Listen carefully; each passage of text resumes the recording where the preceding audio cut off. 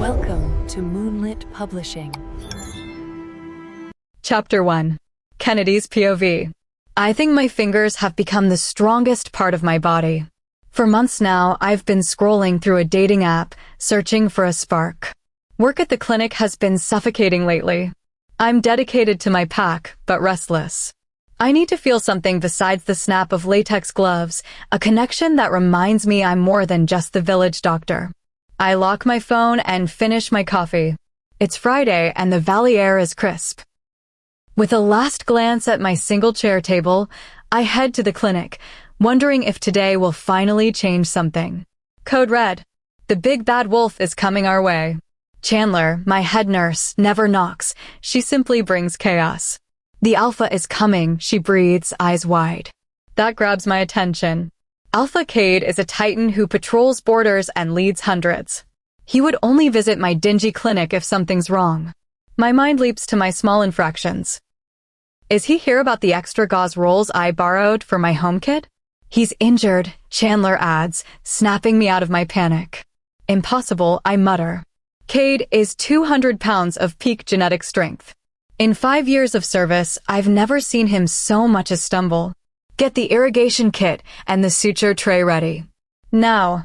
I smell him before I see him, pine forest and the sharp, metallic tang of fresh blood. When Cade enters, his presence fills the room, making the ceiling feel 3 feet lower. He's shirtless, bronzed skin smeared with dust. I focus strictly on his face, determined to remain professional despite my heart's erratic thumping. A jagged gash marks his forehead. He looks at me indifferent, as if the injury's nothing. I need stitches, he says. His voice is a low rumble that vibrates in my chest. I agree, Alpha. Let me prep the local anesthetic. No drugs, he interrupts, his brown eyes locking onto mine. Just clean it and sew it. I frown, my professional instincts kicking in. It will be incredibly painful, Alpha. Let me do my job properly. His eyebrows lift. He isn't used to being challenged, but he sees the resolve in my eyes. A ghost of a smirk touches his lips. No drugs, doctor. Proceed. I give in, knowing a stubborn alpha is harder to treat than an injured one. For 30 minutes, we're inches apart.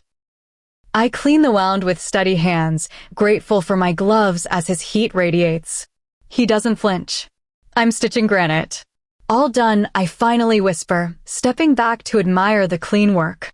I turn to dispose of supplies, his gaze heavy on me.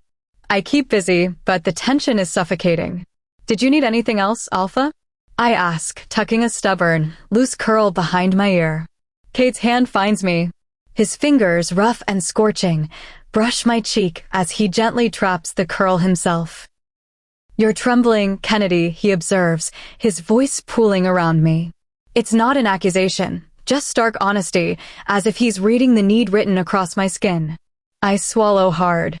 It's been a long shift, sir. I find you fascinating, he says, stepping closer until I'm backed against the counter. And I think you feel the same pull I do. I'm a straightforward man. I don't have time for courtship or grand promises, but I want this connection between us. I square my shoulders and meet his gaze. I've spent months looking for a spark on a screen, and now a wildfire stands in front of me. I'm not seeking grand promises, Cade. I value my independence as you value your pack. Then we understand each other, he says, his voice dropping an octave. But not here. Not where you work.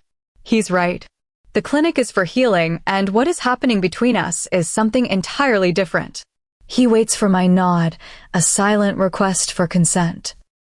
And when I give it, the air finally breaks. My cabin is just up the trail, I whisper. He doesn't speak. He leads me from the clinic into the trees, professionalism falling away with each step.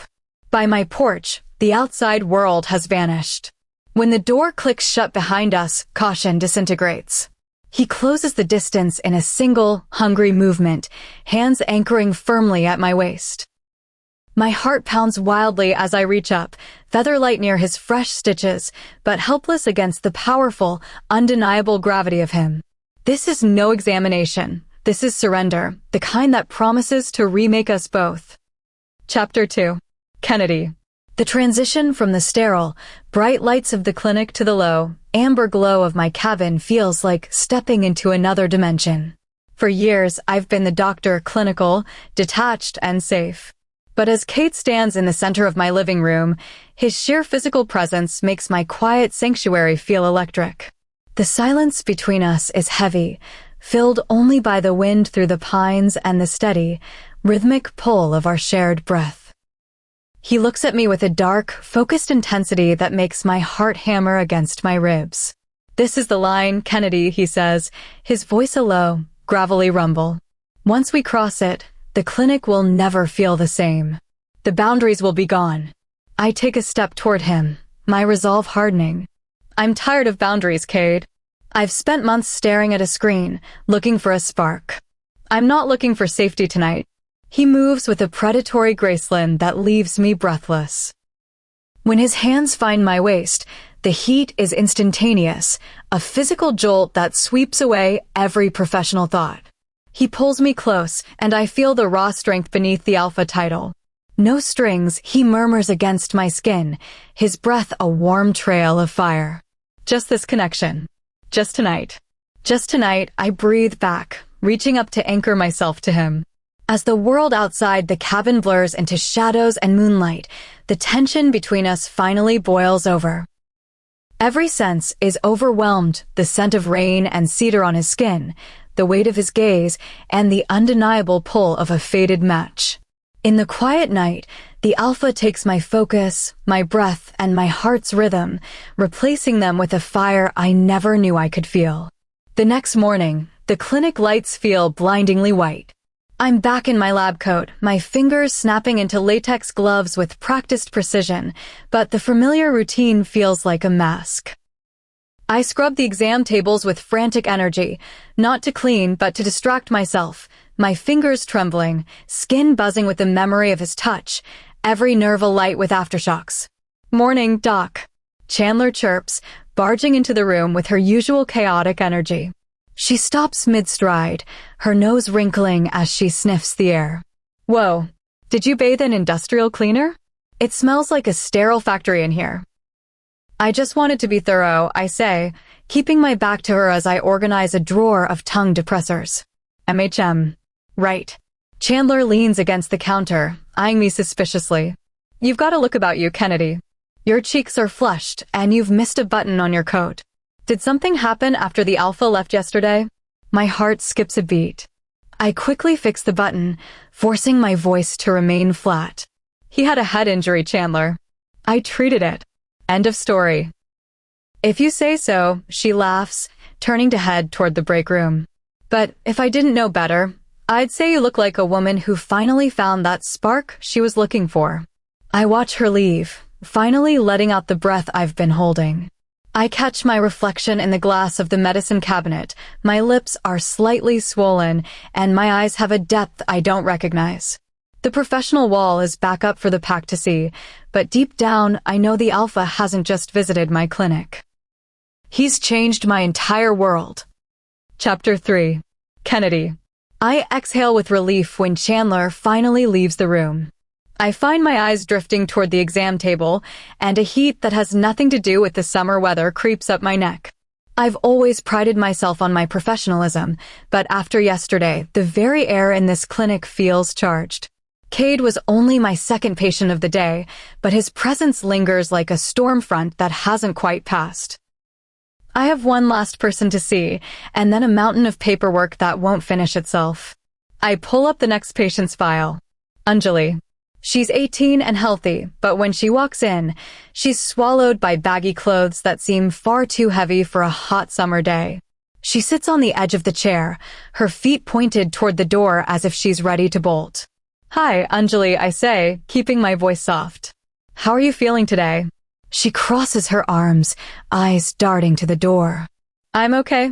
I didn't go to the specialist. I don't want anyone in the pack knowing. Professional or not." I see tears well up. "Anjali, your privacy matters. But are these choices yours or someone else's?" "My mate loves me," she whispers. "But we're young. He says he'll support me, but it feels like my life is shifting." "I hear you," I say with a supportive look. No need to decide today. I'm here for your health, whatever you choose. She stands up abruptly, her clothes fluttering. I have to go. Thank you, Kennedy. Watching her rush out makes my heart sink. I want to help, but as a doctor, I can only open the door.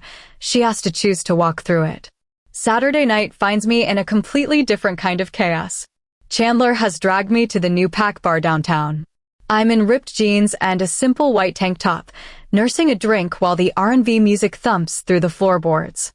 I'm an introvert at heart, so I've already retreated into my phone, lost in a digital novel. When the story hits a particularly romantic peak, I find myself glancing over my shoulder, worried someone can sense my racing pulse. Kennedy. Chandler hisses, leaning over the table. Stop reading and look around. You're supposed to be relaxing. This is relaxing, I mutter, but my eyes drift toward the far corner of the room. My heart stops. Cade is there. He's sitting with a striking woman, but his gaze isn't on his companion, it's locked onto me. The intensity in his dark eyes is enough to make the ice in my glass melt. I look away, trying to keep my composure, but a moment later, the crowd parts. Cade is walking straight toward me, his presence demanding the attention of every wolf in the room. Doctor, he says, his voice a low vibration. A word outside? I follow him into the cool night air. We stand just far enough from the entrance to have a sliver of privacy. I want to be clear, Cade says, skipping the pleasantries. The woman you saw me with is a pack dignitary. It's for appearances only. I have no other romantic ties, and I intend to keep our arrangement exclusive. I cross my arms, trying to match his bluntness. I trust you to handle your business, Alpha. I'm not here to manage your social calendar. We agreed on no strings and no complications, and I intend to stick to that. Cade steps closer, the scent of cedar and rain enveloping me. Have you done this before?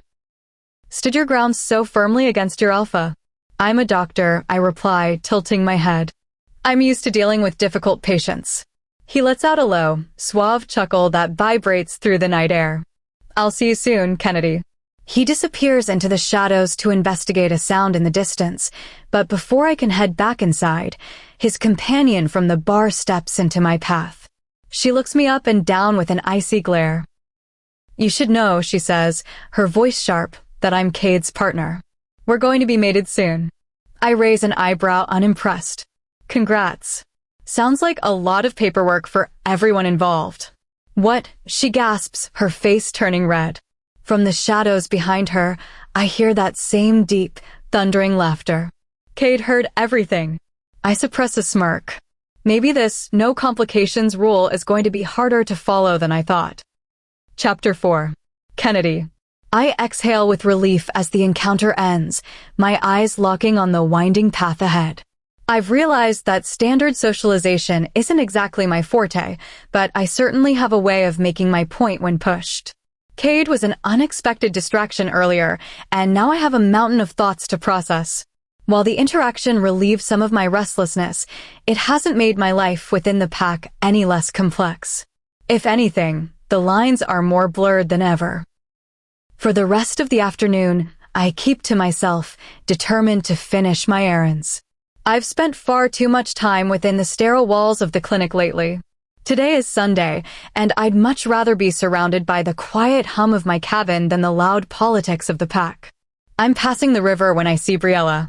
She's standing on a sun-drenched rock, projecting a bold, athletic confidence that I suspect is a shield for her own insecurities. I've seen her in the clinic. I know that underneath that armor, she's just as human, just as vulnerable as anyone else. Hi, Briella. How are you? I ask, keeping my tone civil. She smiles, but her attention is on the crowd behind her, hyper-aware of her audience. I'm great, Kennedy. I saw you with the Alpha earlier. You two seemed occupied.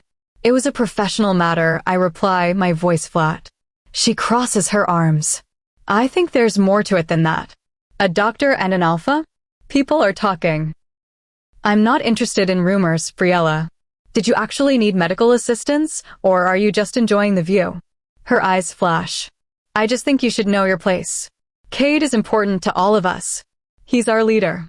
I can sense the jealousy in her tone as clearly as the summer heat radiating off the rocks. I have to remind myself to stay professional. Briella, confidentiality is a two-way street. I suggest you focus on your own well-being and your recent recovery. It would be a shame for your progress to be hindered by unnecessary stress. She blinks, the implication of my words, that I know her medical history, hitting home. Never mind, she mutters, turning away. I have to go. Watching her rush back to her friends, I feel a heavy sigh escape me. I head back toward the woods, the silence of the trees finally beginning to soothe the irritation in my chest. By the time I reach my cabin, the sun is dipping below the horizon. My home is small, minimal, and isolated, exactly how I like it. Maybe the others are right. Maybe I am the most guarded person in the territory. But in this quiet space, I don't have to perform. As the weekend closes, I find myself sitting in my favorite chair with a book, but my mind keeps drifting. Cade is a force of nature. He's been staring into my soul since the moment he walked into my clinic, and I'm starting to realize that no matter how much I read, no fictional hero can match the intensity of the man currently occupying my thoughts. I hear the deep, familiar rhythm of the woods outside. It's quiet now. I'm alone with my thoughts and the lingering sense of a life that is becoming much more interesting and much more dangerous than I ever intended. Chapter 5. Kennedy. Time does its thing, making the weekend fly by and the week drag on. Work at the clinic is a whirlwind of activity that keeps me distracted, but I often find myself glancing at the door, wondering if a certain alpha will walk through it. He never did. I'm not sure what that silence means for our arrangement, but I've lived a quiet life before, and I can do it again. It's Saturday now, and the pack is celebrating the summer festival. It's a beautiful evening. The air is thick with the scent of barbecue and blooming flowers.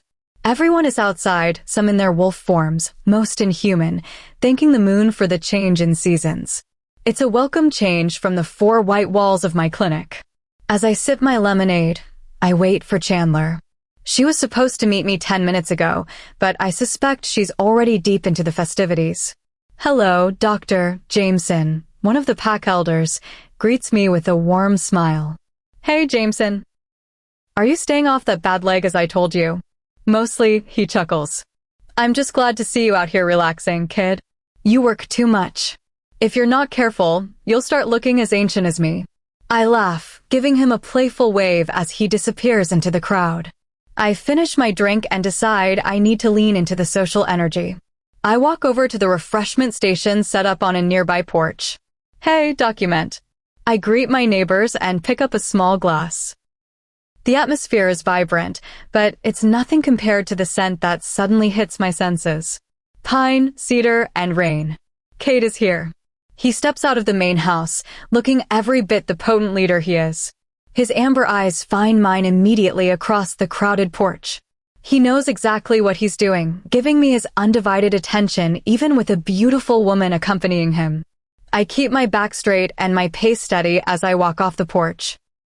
I can feel his gaze following me, a line of heat trailing in my wake. Dr. Kennedy, he calls out. I stop so abruptly that the glass in my hand sways. Why is he calling for me in front of the entire pack? I turn and there they are. I wanted to thank you again for the care you provided last week, he says, his face a mask of cool indifference. I have nothing to hide, so I don't mirror his coldness. I let my features soften into a professional, yet knowing smile. You're very welcome, Alpha. I was pleased to see you avoided any strenuous activity this week. I know how important it is for a leader not to overexert himself when the stakes are high. A flicker of recognition crosses his face. He knows I'm calling him out for his week-long disappearance. I shouldn't be playing games with a man of his stature, but the magnetic pull between us is undeniable. Kennedy. Chandler's voice cuts through the tension. Excuse me, Alpha. I clear my throat and look at the woman beside him.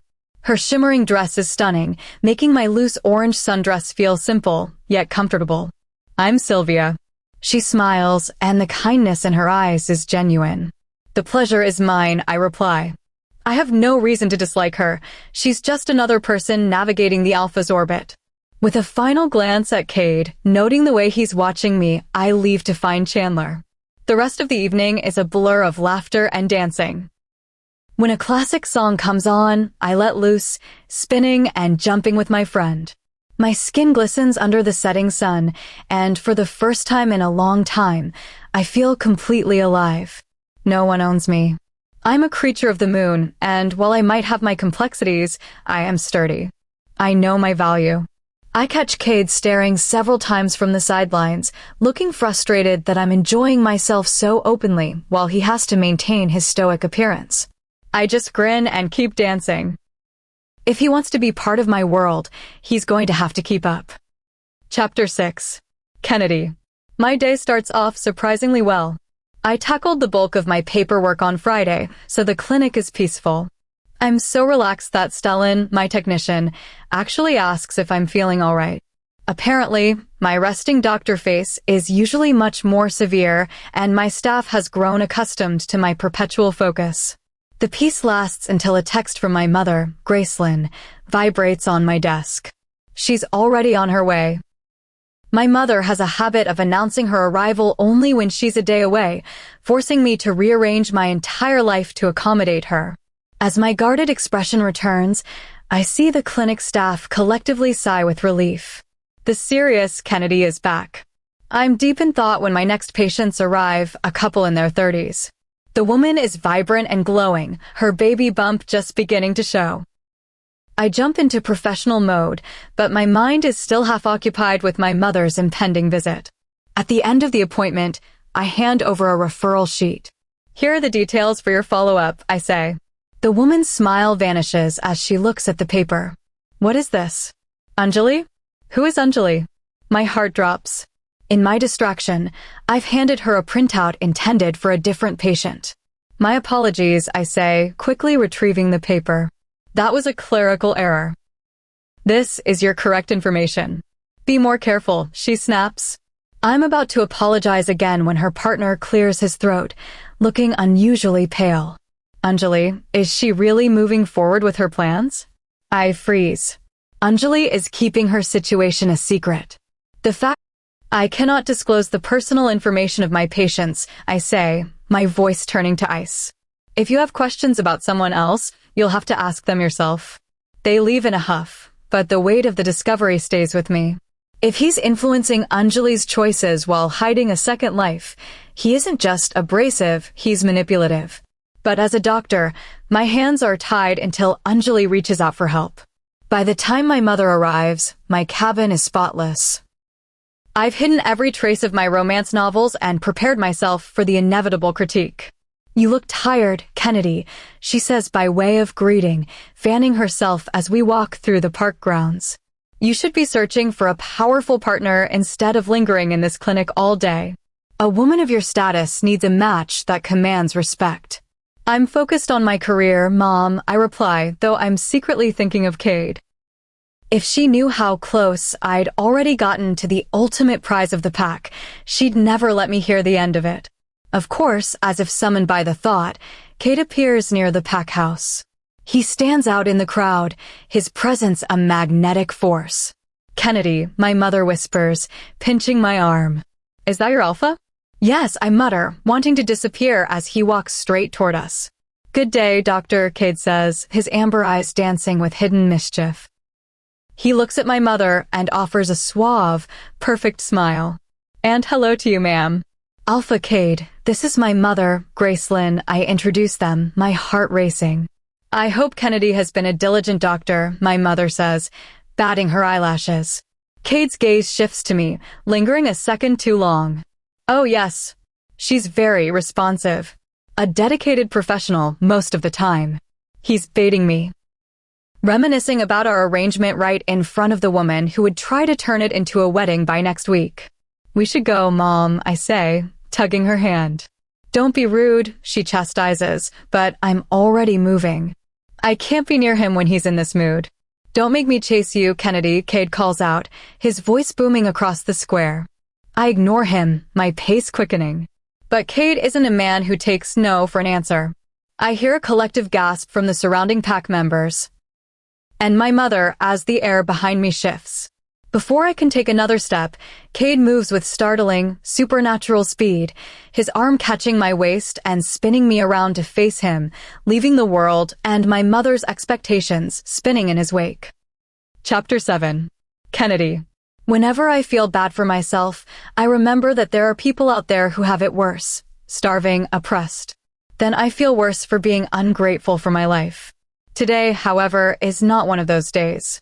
I hear gasps around me and a sharp wheeze as I exhale. I hit the ground so hard that the air left my lungs in a rush.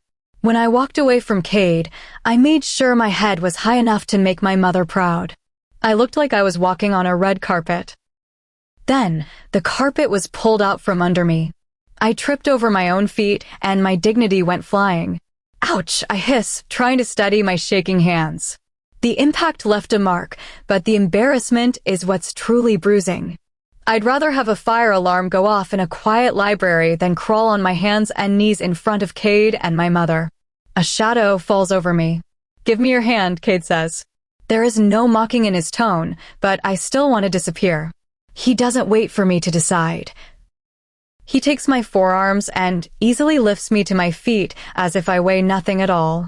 "You shouldn't have rushed," he murmurs. He brushes a loose curl over my shoulder, his fingers lingering a second too long. He doesn't step away, seemingly unbothered that the entire pack is watching us from inches away. I take a careful step back, then another. I'm not interested in falling again. When I look past him, I find my mother watching with an intense, calculating look. She's probably already picking out flower arrangements for a future I'm not ready for. My house. Now. Cade takes my hand and directs me away from the field. I follow only because the scene with my mother is even more daunting than my alpha's command. We enter the foyer of his ancestral home. It's a massive space, much too big for one person, but I don't take a single step further. I'm not here for a tour. What was that, Cade?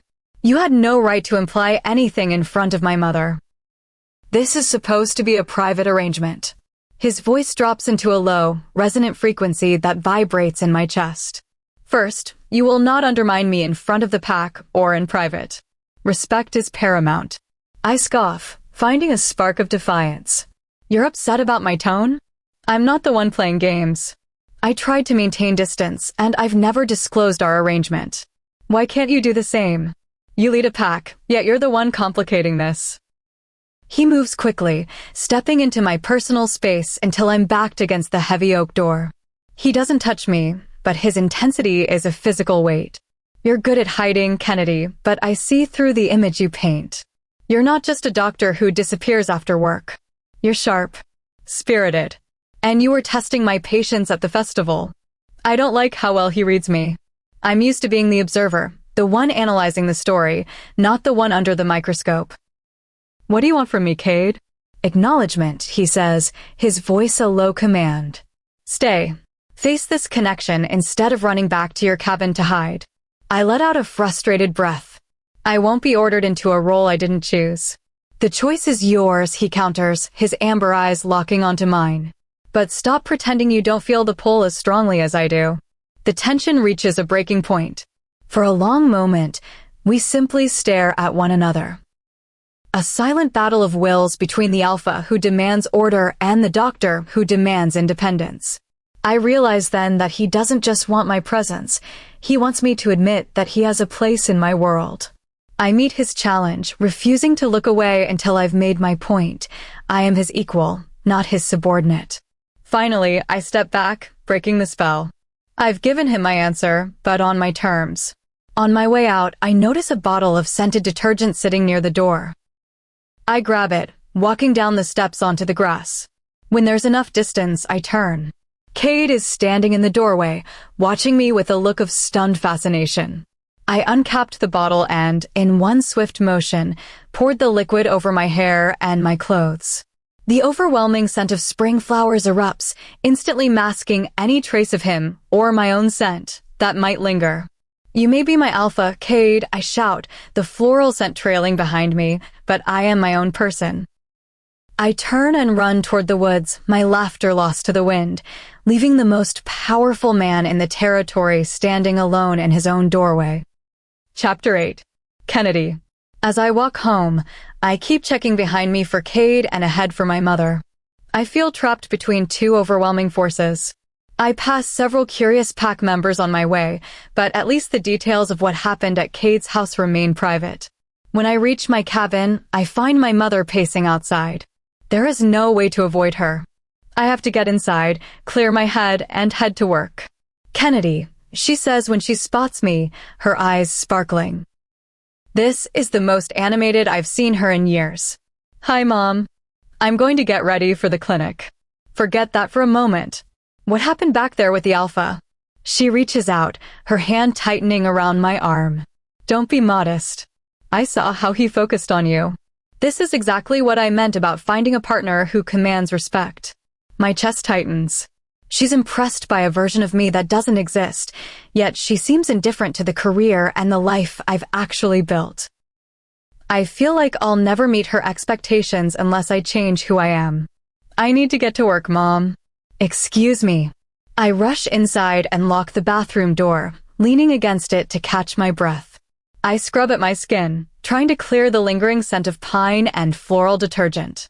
A small, defiant smile touches my lips as I remember the stunned look on Cade's face earlier. I must be out of my mind to keep challenging him like this. Getting involved was a distraction I didn't need. Distance is the only professional choice. I decide then and there to look into a transfer to another pack. I'll fill out the paperwork, have him sign it, and move on to a place where life is quiet again. The next morning, silver sunlight streams through the window. I'm running late. I rush through my routine and head out, shielding my folders against the light and misty rain. It would be easier if you put those in your bag, Doctor. A deep, gravelly baritone stops me in my tracks. I look up to find a man leaning against a moss-covered tree. He has a rugged, striking appearance, his presence as untamed as the woods around us. Alpha Blackwell, I say, dipping my chin. Good morning.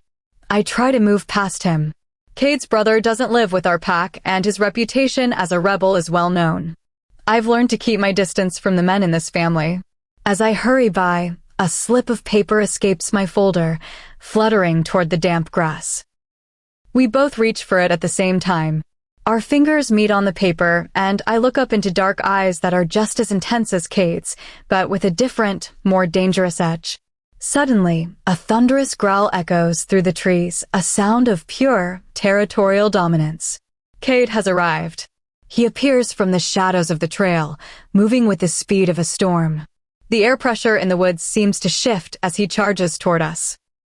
I jump back as the brothers face off, a blur of supernatural strength and ancient rivalry. My carefully organized transfer papers scatter into the wind, dancing away like autumn leaves.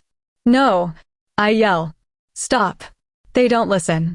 They are locked in a fierce confrontation of wills, and as I watch them, I realize that my plans for a quiet life just blew away with the wind.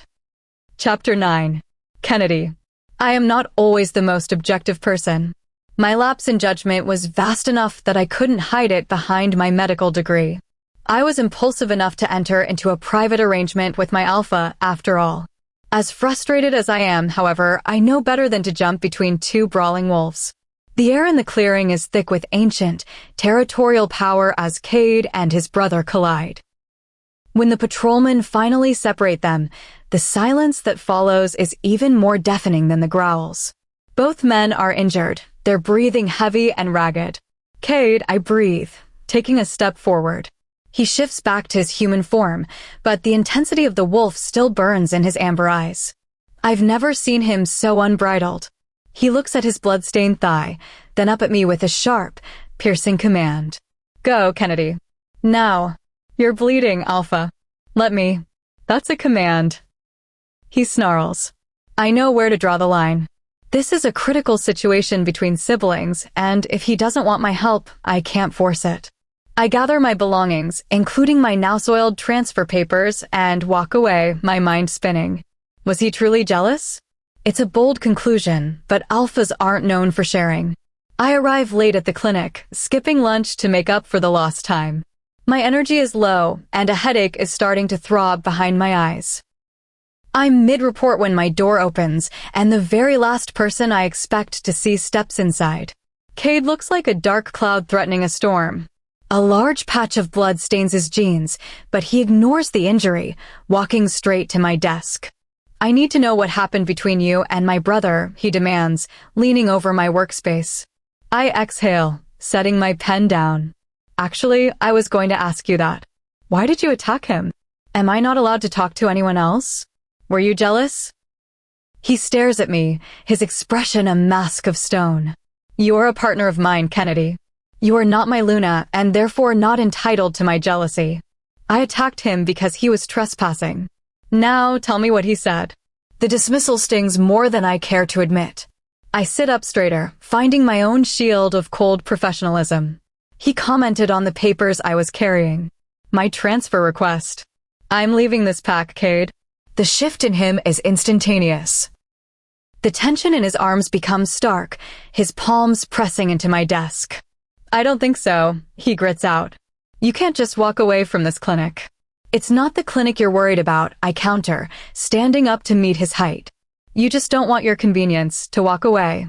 This arrangement is dangerous, Cade. I'm trying to be the mature one and leave before we distract the entire pack. In a blur of movement, he's around the desk, the space between us vanishing. The heat radiating off him is overwhelming, an intense energy that makes my breath hitch.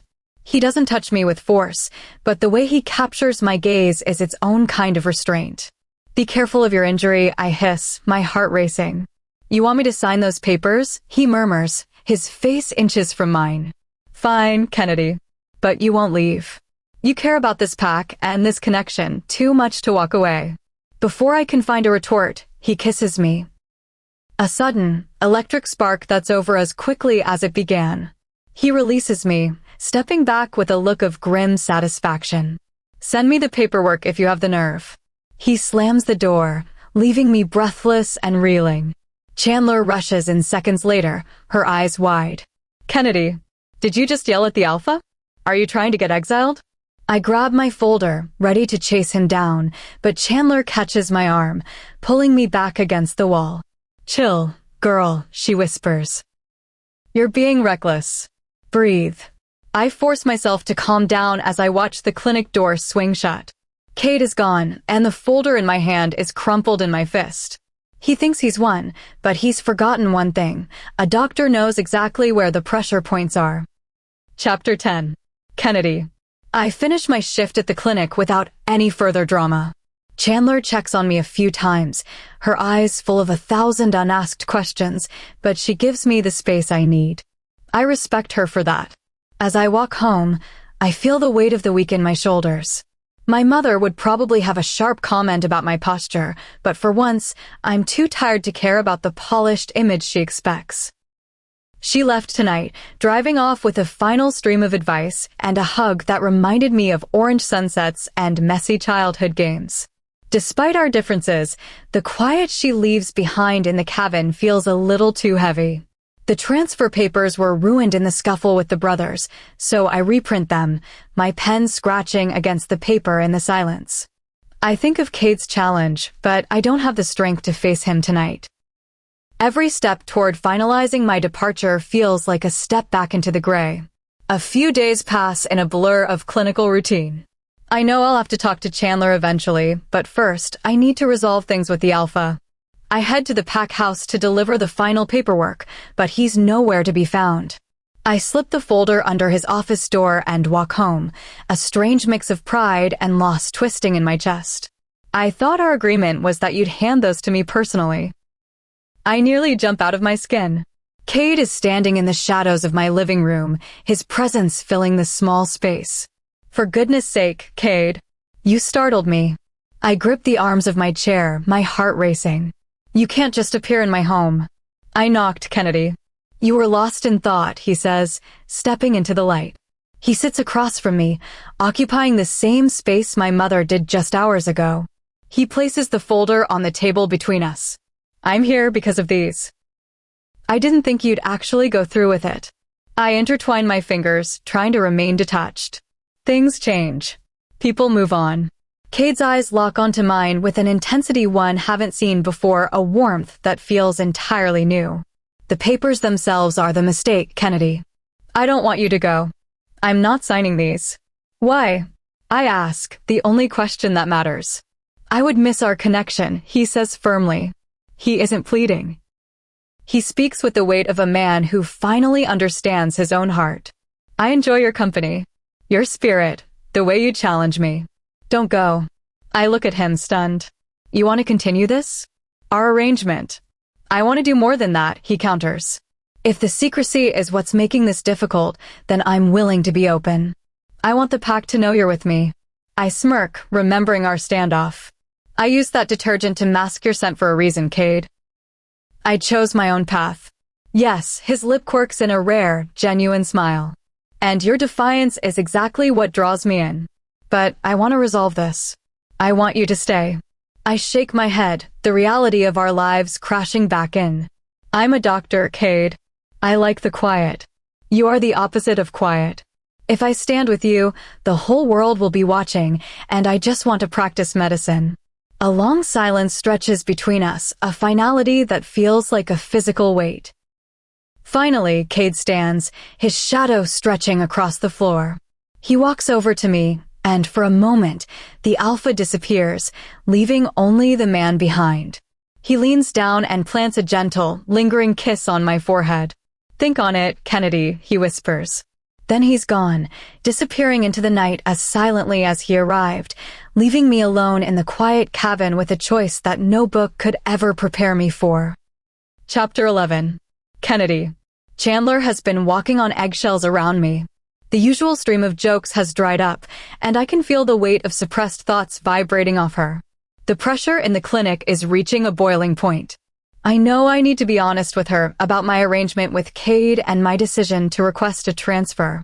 She's my closest friend here, the only nurse I've truly connected with. Her energy is the heartbeat of this clinic, and she deserves the truth before I disappear into a new life. After Cade left my cabin last night, I sat in the dark and realized we aren't a match. He's an alpha meant to lead. I'm a doctor meant to challenge. I am as far from being his Luna as I am from the moon itself. Kennedy.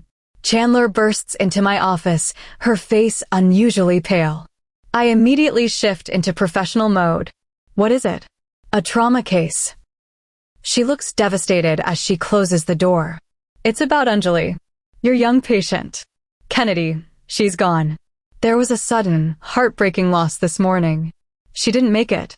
The world goes cold. My lungs ache for oxygen as a hollow numbness spreads through my chest. Anjali was only 18. How could a life with so much ahead of it just end? I collapse into my chair, my hands pulling at my hair. Was there an explanation? A note. They found part of a message, Chandler whispers.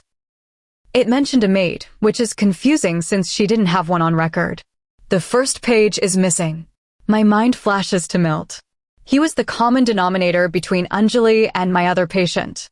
He was playing a double game, pressuring a vulnerable girl while hiding behind a mask of support.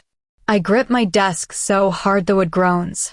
I want to hold him accountable, but without proof, my hands are tied by the very professional ethics I've spent years upholding. The rest of the day is a blur. I feel like a ghost haunting my own clinic. When I finally leave, the wind is cold and biting as I head toward the only place that feels like it might hold an answer. Doctor. The voice makes my skin crawl. I turn to find Milt standing in the shadows of the trail. You know about Anjali and me, don't you? He asks, his tone a sickening mix of fear and malice. He's checking to see if his secret stayed silent. Today is not the day, Milt, I say, my voice vibrating with suppressed rage. Kennedy and Cade, he calls out as I turn to walk away. That's a secret that would shake this pack to its core, wouldn't it? Think about that before you go making any reports to the Alpha. He's threatening me. He wants to use my private life to buy my silence about what happened to Anjali. I don't give him the satisfaction of a reply. I just keep walking until I reach Cade's door. When he opens it, he's still damp from a shower, his hair dark and messy.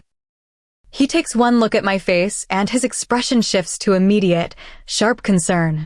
What happened? He asks, pulling me inside and shutting out the world. You can tell. I whisper. I know you, Kennedy. He doesn't ask for details yet. He just wraps his arms around me, his scent of rain and cedar acting as a temporary shield against the grief. I cling to him, my strength finally failing as the weight of Anjali's tragedy and Milt's threats breaks through my defenses. I'm leaving, Cade, I sob into his chest. I need to transfer packs. I can't stay here anymore. He doesn't let go. He just holds me tighter, his voice a low, steady rumble against my hair. I've got you. I'll take care of it. Chapter 12. Kennedy. Cade pulls back, his expression solemn. We'll address the transfer shortly. First, you need to tell me what is truly weighing on you.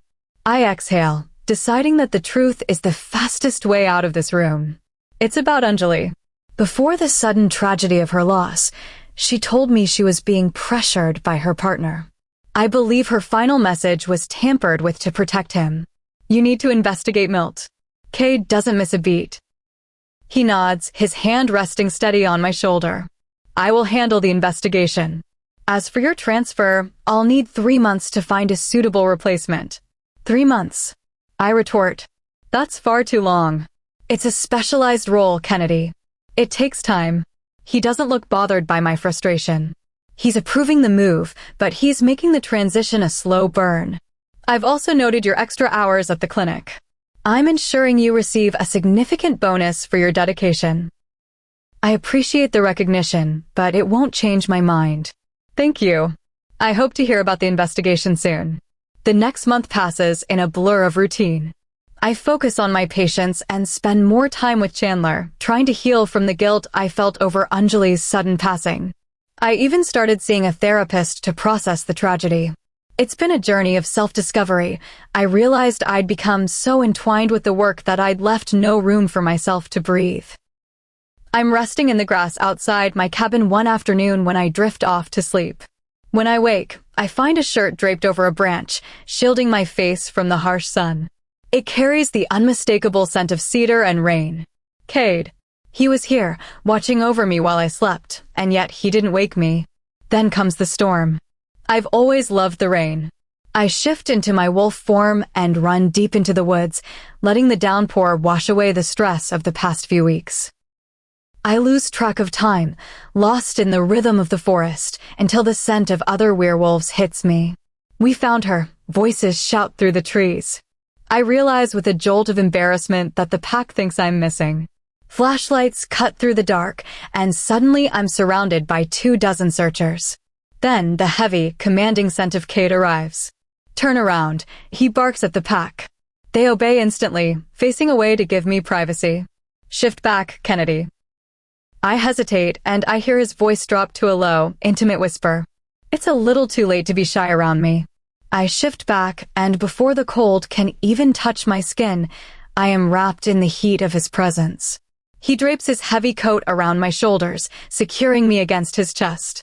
My heart races. Alpha, why was I declared missing? His hands steady me, his voice husky with a relief he can't quite hide. Because you were gone for 5 hours in a literal deluge. What were you doing out here? I lost track of time, I admit, biting my lip. Cade reaches out, his thumb catching my lip in the dark. You worried me, he says, loud enough for the departing search party to hear. Please disband them, I whisper, feeling the awkwardness of the spectacle. Go home, everyone, he commands. The pack vanishes into the rain, leaving us alone in the mud and the mist. He looks down at me, his eyes dark with an intensity that makes the cold disappear. What am I going to do with you, Kennedy?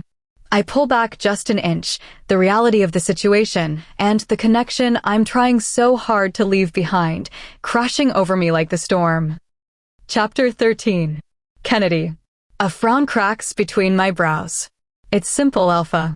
You let me explore the woods without sending a search party after me, and I'll promise to keep better track of the time. I pull the heavy coat he draped over me tighter, trying to regain some sense of composure. Cade flicks his flashlight on, his expression unimpressed. Kennedy, we've been past the point of formalities. Your worrying the entire pack is a matter of leadership, not just your personal schedule. It's been over a month since things have changed, I counter, trying to find my footing in the damp grass. Are you pouting, doctor? No. I'm walking away now. With my dignity clutched tightly, I turn to head back toward the cabin. Cade lets out a low chuckle behind me, undoubtedly watching my retreat. Intriguing, he murmurs. I speed up, frustrated. This was supposed to be a refreshing run to clear my head, but Cade has a way of muddying everything. I'm so lost in thought that I don't see the slick patch of mud ahead. My foot slides, and there's a wet splash as I go down. Ouch! I know I've sprained my ankle before I even try to move. Cade is there in a flash, kneeling beside me in the mud. He checks my leg with professional focus, his hands steady and warm against the evening chill. It's all right, I hiss as the pain sears through my ankle. It will heal. Did you break anything? He demands, his voice tight with genuine concern. I've got it, thank you, I say, trying to find a branch to use as a crutch. But the woods are damp, and I have nothing to secure a splint. Cade sees the wheels turning in my head. Let me help, Kennedy, he says, his voice dropping to that low, resonant frequency. Let me in. I chuckle bitterly. Letting you in is exactly how we ended up in this complicated situation. I'm talking about your safety. I've seen your strength, Kennedy, but right now you need mine. He doesn't wait for a rebuttal. I'm responsible for you. You aren't responsible for me just because you're the alpha, I argue, though my heart is betraying me, thumping wildly against my ribs. I'm responsible for you because you're mine, he corrects, his eyes locking onto mine with a fierce, possessive heat. My breath hitches. No matter how much I tell myself I'm leaving, my instincts respond to him with a pull that's impossible to ignore. He sweeps me up into his arms, carrying me as if I weigh nothing at all. Don't say things like that, I whisper into the rain. Someone might hear you. Have you forgotten I'm transferring? Then go, he says, his voice a steady rumble against my ear. But no distance will change what's between us. Every time you feel a chill, your body will remember this heat. I resort to frustration to hide my reaction. Cade, you are unbelievable. He simply pulls me closer, shielding my injury from the wind. He walks with a steady, tireless pace through the mist and the trees. For the next 2 hours, the pain in my ankle subsides, replaced by the overwhelming warmth of being held by him. When we finally reach the edge of my backyard, he sets me down gently. Wait, he says as I turn to head inside. There's something we need to discuss. It's about Milt. My attention shifts instantly. You found something? I discovered a connection between Milt and a high-ranking beta from another pack. There's a gathering for chosen mates next week. It's a formal event, and it's the perfect opportunity to investigate without raising suspicion. He pauses. I need a partner for the evening. And you want me? I ask, alarmed. I don't fit in with that crowd, Cade. We'll just end up bickering. You should take Sylvia. Cade lets out a short, sharp laugh. You're suggesting another woman over yourself? You truly are unpredictable, Kennedy. I don't need a timid partner for this. I need someone with your spirit. I need someone who isn't afraid of the truth. He is so certain, so intense, that I find it impossible to look away. If I agree to this, we will be more entwined than ever, and my deadline to leave is only 2 months away. Fine, I cave, thinking of Anjali. For the investigation. Nothing more. Cade smirks, a look of triumph crossing his face. Good. Wear something elegant. I want the entire territory to see exactly who is standing by my side. Cade. I sputter. This is an investigation, not a debut. He doesn't answer, just disappears into the shadows of the trees with a lingering, satisfied glance, leaving me standing in the damp grass with a racing heart and a very complicated week ahead. Chapter 15. Kennedy. Cade understands the rhythm of this world with a precision that feels entirely intentional. In the shadows of the balcony, we are a study in contradictions. To any passerby, we look like a couple romantically swaying to the music, lost in a moment of innocent intimacy. It's a carefully crafted mask. There is nothing simple about the magnetic pull that defines us, even as we try to maintain our professional distance. We've become experts at the polite detachment required by our roles, but in the moonlight, the clinical boundaries between Doctor and Alpha feel like they're dissolving. He eventually pulls back, his amber eyes tracing the breathlessness in my gaze. The intensity in his expression is a silent acknowledgement of everything we aren't saying out loud. "I've been waiting all night for this," he murmurs, his voice low and resonant against the evening air. I'm left momentarily stunned, leaning into the steady beat of his heart. For a second, the rest of the pack, the investigation, and the watchful eyes inside the ballroom don't matter. "Hey, Cade. Get back in here," a voice bellows from the party. I freeze, the reality of the gala crashing back in. Cade lets out a sharp breath of frustration and quickly scans our surroundings. Spotting a glass of spirits on a nearby table, he makes a split-second decision. With a quick motion, he tips the glass, letting the liquid splash across his sleeve and the hem of my dress. He uses his tie to dampen the rest, the sharp, medicinal scent of the liquid immediately masking our own scent. Our eyes meet, and the look he gives me is hooded and intense, a shared secret that burns hotter than the distraction he just created. "Cade," the voice calls again. "God damn it," he huffs, taking my hand and leading me back into the bright lights of the crowd. "Whoa, what happened to you two?" Alpha Darius asks, his nose wrinkling at the scent of spirits trailing off us. "Clumsy spill," Cade says smoothly, his face a mask of alpha indifference. "The doctor here is a bit out of her element in heels." "Is that so?" Darius smirks, his eyes twinkling with a mischief that suggests he isn't entirely fooled. "It looked like quite the tumble. Whoa, what happened to you two? HT, Alpha, I lie." My voice remarkably steady despite the heat rising in my neck. Cade escorts me toward the exit, shaking a few hands as we make our hurried escape to the car. I lower the window to let the cool night air wash away the heavy scent of the spirits, staring out at the dark road while Cade looks out the opposite window. The silence lasts until we finally arrive back at my cabin. Cade walks me to the porch, the grass cool beneath my bare feet as I carry my heels. "So here we are," he says as the porch light flickers on. I stop short. A figure is waiting in the shadows. It's Sylvia. Her eyes are red, her posture slumped with a weight that makes my heart ache. "Cade," she whispers. "I heard you went to the gathering with Kennedy and I had to see for myself." She looks at me, and a wave of genuine guilt washes over me. This is the mess I tried so hard to avoid. "Sylvia," Cade says, his voice careful but firm. "Is everything all right?" "I'm just so embarrassed," she says softly. "I needed to know where we stood." Are you with her now?" I want the ground to open up. I try to move past her to reach my door, feeling like an intruder in my own life. "Sylvia, I thought I was clear," Cade says, his voice dropping into a steady, honest rumble. "We are friends, and I value that. But I never promised a future beyond that. I'm sorry if my intentions were misunderstood." Sylvia let out a broken "So, are you with her now?" into the night. I watch her disappear into the trees, the weight of the moment pressing down on me. "Go," I tell him, the words sticking in my throat. "Make sure she gets home safe, Cade. She shouldn't be out there alone." He lets out an exasperated sigh, running a hand through his hair, but he nods. He takes off after her, leaving me standing alone on my porch. The next morning, the events of the night before weigh heavily on my mind. I walk into the clinic and immediately find Chandler.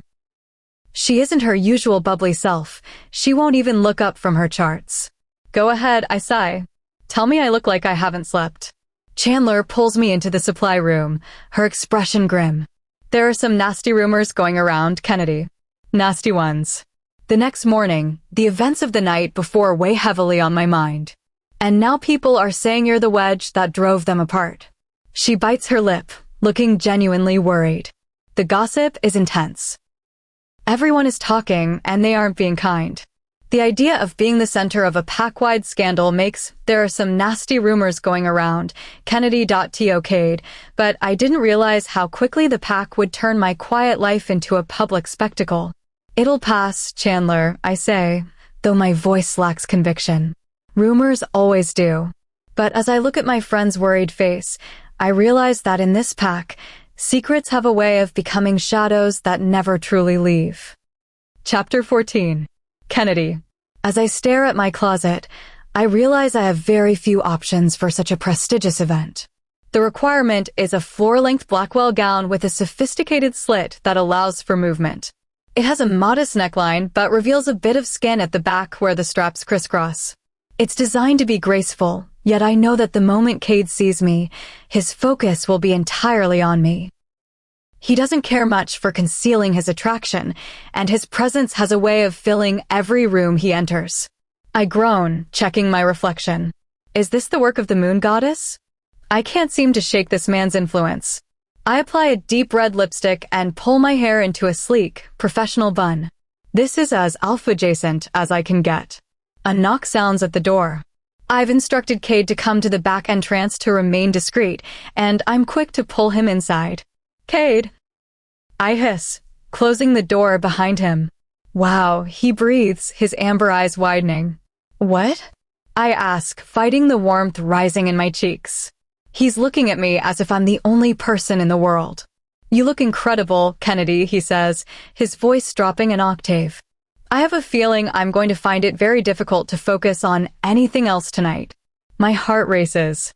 My body is responding to his presence just as he predicted. Stop being ridiculous, I say, trying to rebuild my professional wall. He steps forward, his hands resting lightly on my waist.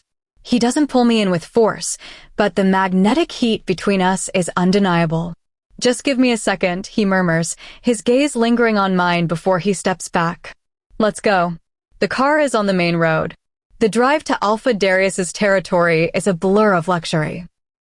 Cade looks magnificent in a three-piece tuxedo, radiating a level of confidence that makes my attraction to him feel like a binding contract I never signed. We arrive at a sprawling estate teeming with the nation's most powerful leaders. Cade steps out first, offering his hand to help me from the car. Cade! Alpha Darius greets us, his scent marking him as a formidable leader. He shakes Cade's hand before his eyes find mine. And who is this? Introduce me, friend. Down, Darius, Cade grumbles playfully, his arm instinctively finding the small of my back. Don't make me start a rivalry at your own celebration. The night is surprisingly pleasant. I meet alphas, lunas, and betas, and to my relief, they are welcoming. I find myself relaxing, even as I keep my eyes peeled for our target. There he is, Cade whispers near my ear. Beta Aegon. We approach a man who looks strangely disheveled compared to the polished crowd. Hope your business in my territory last month went well. Did my beta help you with those contracts? Yes, Aegon replies instantly, though he won't meet Cade's eyes. Thank you for the safe passage. If you'll excuse me, I need a moment. He disappears into the crowd, and Cade leans toward me. He's lying. My beta was out of the territory for the entire month. Whisper. A surge of adrenaline hits me. What's next? I'll look into his movements further, Cade says, his gaze intensifying. But for now, dance with me? No one is dancing, Cade, I protest. People would stare. The balcony, then. Come. I follow him out into the cool evening air. The music from the ballroom is a distant hum, eclipsed by the sound of the wind in the trees. Cade takes my hand and wraps an arm around my waist, moving us slowly in the moonlight. This is far too intimate. I keep my eyes on his tie, afraid that if I look up, I'll lose my resolve entirely. He draws me closer, his touch becoming more focused as we move together. I've been waiting all night for this, he murmurs. Watching you in that room, it's been a challenge to stay focused it's been a challenge to stay focused on business, my dress, and my breath hitches. The risk of being recognized by the guests inside adds a sharp edge to the heat between us. His focus is entirely on the rhythm of the moment. It's risky and far from professional, but as the moonlight spills over the balcony, all I want is to be closer to the man who has managed to turn my world upside down. Chapter 16. Kennedy. My mind feels like it's betraying me.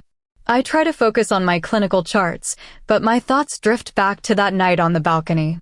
Cade faced me with such raw emotion, only to end the night by ensuring Sylvia's safety. I won't lie and say it didn't hurt. Even though I was the one who encouraged him to go, a quiet part of me wished he had stayed. I'm not angry. He did the right thing.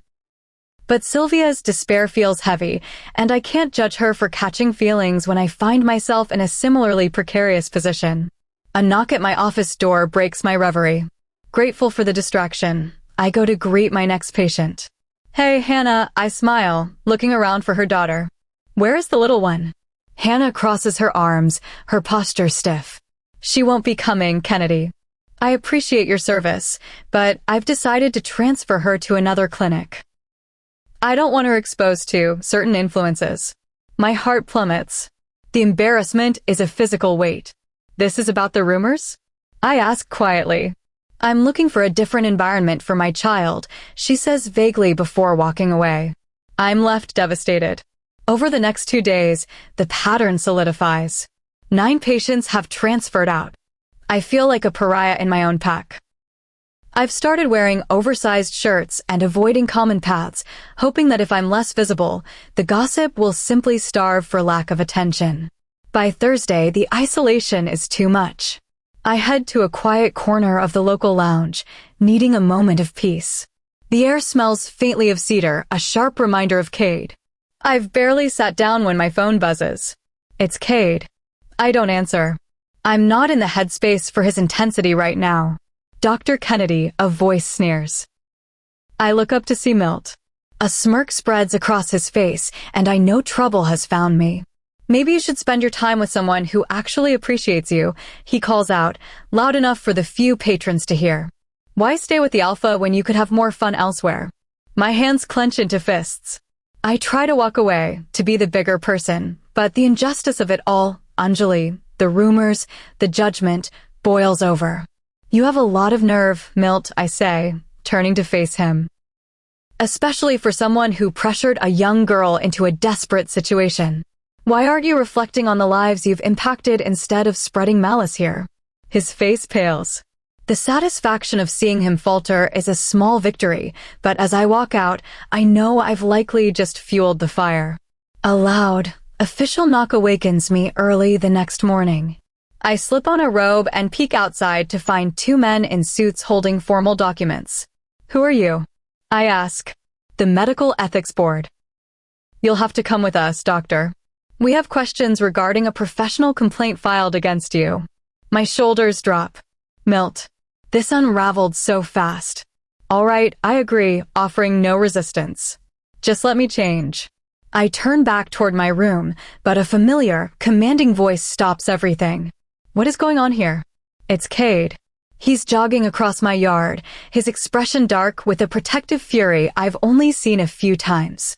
"Good morning, Alpha Cade," one of the men says. "We are escorting the doctor for questioning regarding a breach of professional conduct." Cade steps between the officials and me, his presence an immovable wall of authority. "Like hell you are," he says, his voice a low, dangerous rumble. "You aren't taking her anywhere without a representative present. This is my territory, and you are trespassing. Get off my property." Chapter 17. Kennedy. Cade is a force of nature when his protective instincts are triggered. He stands on my porch, his presence like a storm cloud ready to unleash its fury on the men in suits. "Cade," I speak up, but his sharp gaze doesn't relax. "Alpha Cade, we are here because the doctor allegedly disclosed sensitive patient data," the investigator starts. I am fully aware of the accusations, Cade's voice booms, resonating with a power that makes the air itself feel heavy.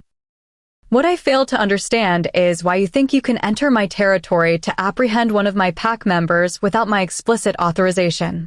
This is my jurisdiction." He crosses his arms, a wall of pure authority. I find it hard to look away. No matter how much I try to maintain my independence, seeing him stand between me and this professional disaster is affecting. But I can't let him fight my battles for me. "Thank you for coming," I say, stepping forward. "But I have this under control." I'm prepared to answer for my actions. Cade's eyes flicker to mine, intense and unyielding. "Alpha Cade, this is a serious breach of professional ethics," the investigator persists. "Do not question my intelligence." Cade's voice cracks like thunder. "You are in my territory." I will investigate these charges within the laws of my pack and decide on the resolution. Now, leave before I personally escort you to the border. The officers exchange a look, their posture shrinking as they realize Cade isn't bluffing. They retreat down the stairs, their official confidence crumbling under his gaze. I watch them go, letting out a long, frustrated sigh. You didn't have to do that, Cade. You shouldn't have. He closes the distance between us, his energy still humming with tension. You drive me to the edge of insanity, Kennedy. Why would you confront Milt? We were so close to finding the evidence to hold him accountable for what happened to Anjali. We just needed one more piece of the puzzle. I run a hand through my hair, the weight of my mistake hitting me. I know I messed up. My impulse might have ruined everything. But I should face the consequences, not get a pass because of us. Stop doing that. He steps closer, his hands firmly gripping my arms not with force, but with a grounding intensity. Stop simplifying this. You know this is more than just an arrangement.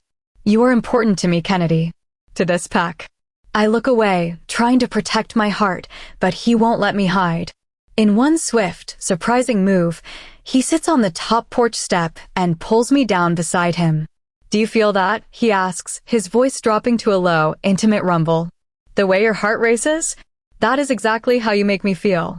Let's stop the games and make this official. Kennedy, become my Luna. The world seems to tilt. I stare at him, certain I've begun to hallucinate. Cade, are you asking me to be your equal? To lead this entire pack beside you? Yes, he says, his gaze as steady as a mountain. Move in with me. Let's build a future. As Luna, you wouldn't just be a doctor, you could build the systems to support women in Anjali's position. You could transform how we care for our people. I scramble to my feet, my mind reeling. No, Cade, I'm barely keeping my head above water as a doctor right now. I can't lead a pack. This is too much. You are more fit for this than anyone I've ever known, he counters, standing to face me. You're intelligent, you read people, and you have a perspective this pack desperately needs. Kennedy. The voice comes from the yard. I turn to see Sylvia standing there, looking tentative.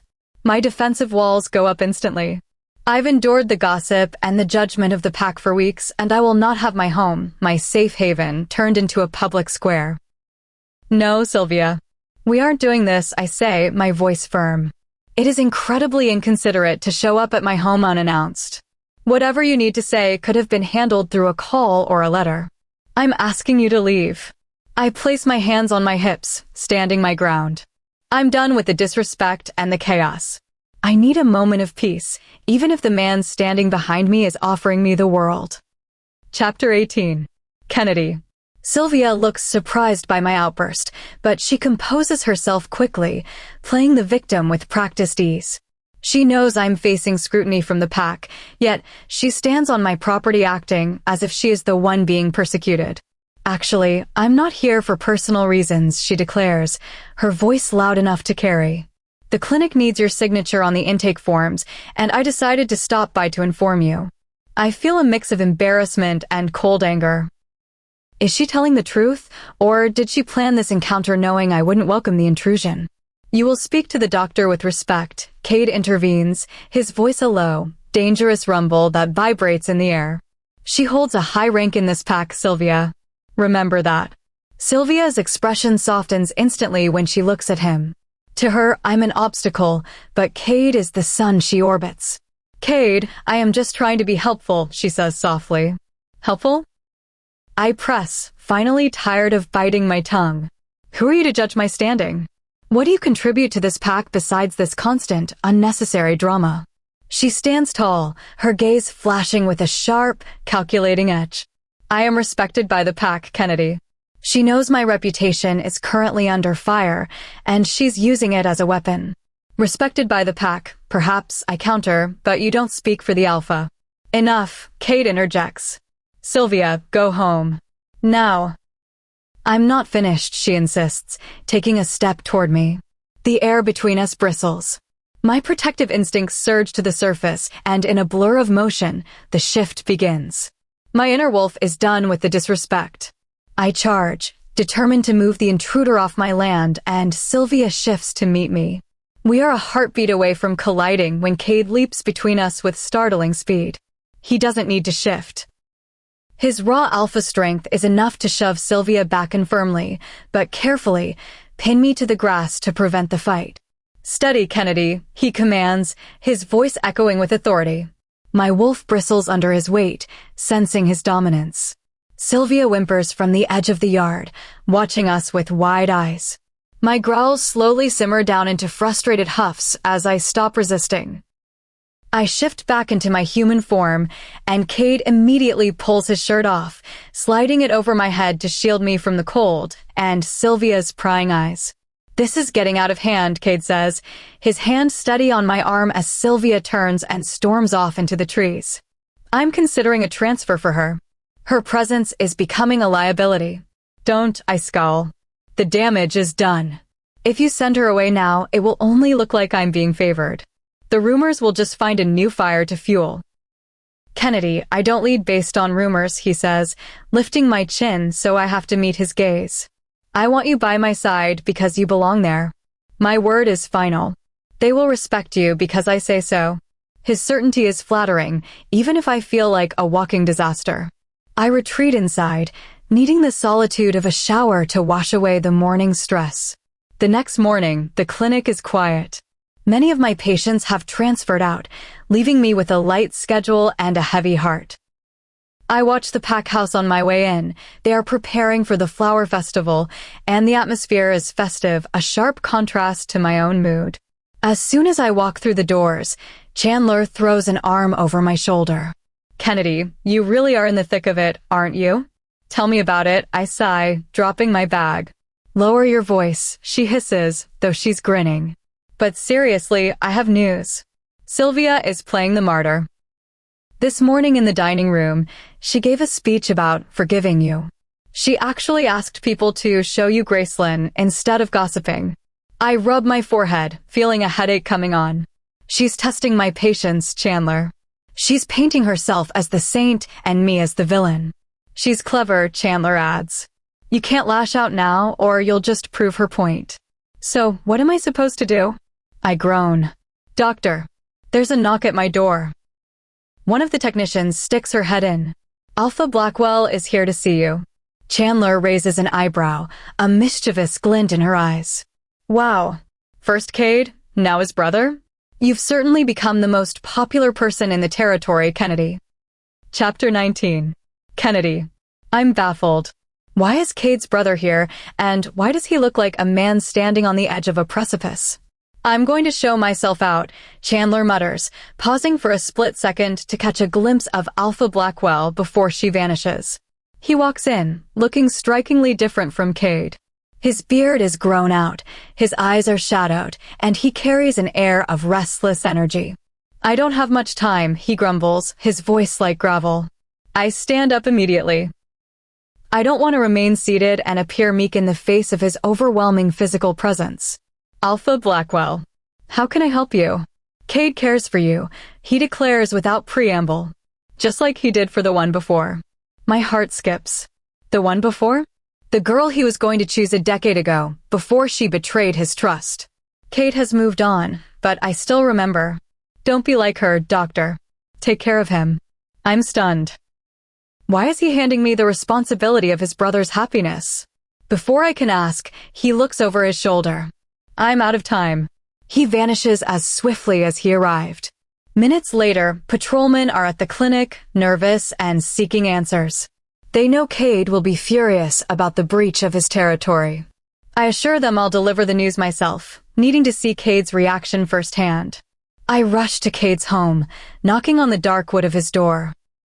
When there's no answer, I walk around to the side of the house. I find our powerful Alpha in the living room, but he isn't looking over maps or signing decrees. He's sweeping. He has headphones on, his movements rhythmic and focused. Even in a simple t-shirt, the power in his shoulders is evident with every motion of the broom. It's a strangely domestic sight for a man of his stature. I wave my arms like a madwoman until he finally notices me. He sets his headphones aside and opens the door. Finally, I huff. It took you forever to notice me. I noticed right away, actually, he counters with a smirk. I just wanted to see if your cardio had improved since the last time we were together. I feel the heat rise to my face. Keep talking like that, and I'll find a use for that broom you won't like. What are you doing? Don't you have staff for this? I need to burn off energy, Kennedy. Exercise isn't enough anymore. He runs a hand through his hair, his gaze intensifying. Unless you're here to help me find a better distraction? I roll my eyes, but the magnetic pull toward him is stronger than ever. Can I come in? Of course. Do you want a key?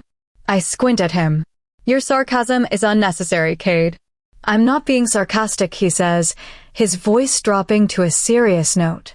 He sits on the couch, the weight of his responsibilities visible in the set of his shoulders.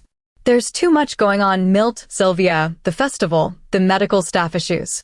It's a lot. I feel a pang of guilt for adding to his burden. Cade, it's about your brother. He came to see me. He tenses instantly. The calm he was trying to maintain vanishes, replaced by a raw, alpha intensity. What did he want? He asks, stepping into my space with startling speed. Nothing, I say, pressing my hands against his chest to ground him. He just told me to be good to you. He seemed worried. Cade trembles with a quiet, suppressed emotion. I find myself resting my hands on his shoulders gently, a silent plea for him to stay in the present with me. He searches my eyes, his breathing heavy, before he abruptly pulls me into a seat beside him, anchoring himself to me as if I'm the only thing keeping him grounded. Calm down, I whisper, resting a hand on the back of his neck. He's gone. Cade doesn't take well to being managed, but he responds to the closeness.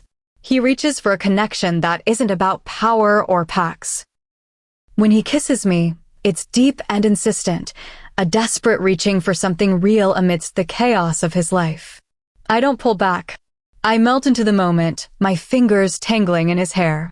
The last time I was here, I was trying to hide. This time, I have every intention of staying right where I am. Chapter 20. Kennedy. It's not like Cade would let me go anyway. He anchors me against him, his presence so overwhelming that my insecurities about the pack and my half-hearted decisions to leave seem to evaporate. In the quiet of his home, the air is thick with a fierce, magnetic intensity that scatters my thoughts. We move together with a desperate reaching for something real, a connection that goes far beyond professional boundaries or private arrangements. Every touch feels like a claim, a silent promise that neither of us is ready to vocalize. The windows, I whisper, breathless as the world outside feels too close. Cade, the windows. His response is to carry me into the kitchen, the nearest room where the curtains are already drawn against the twilight.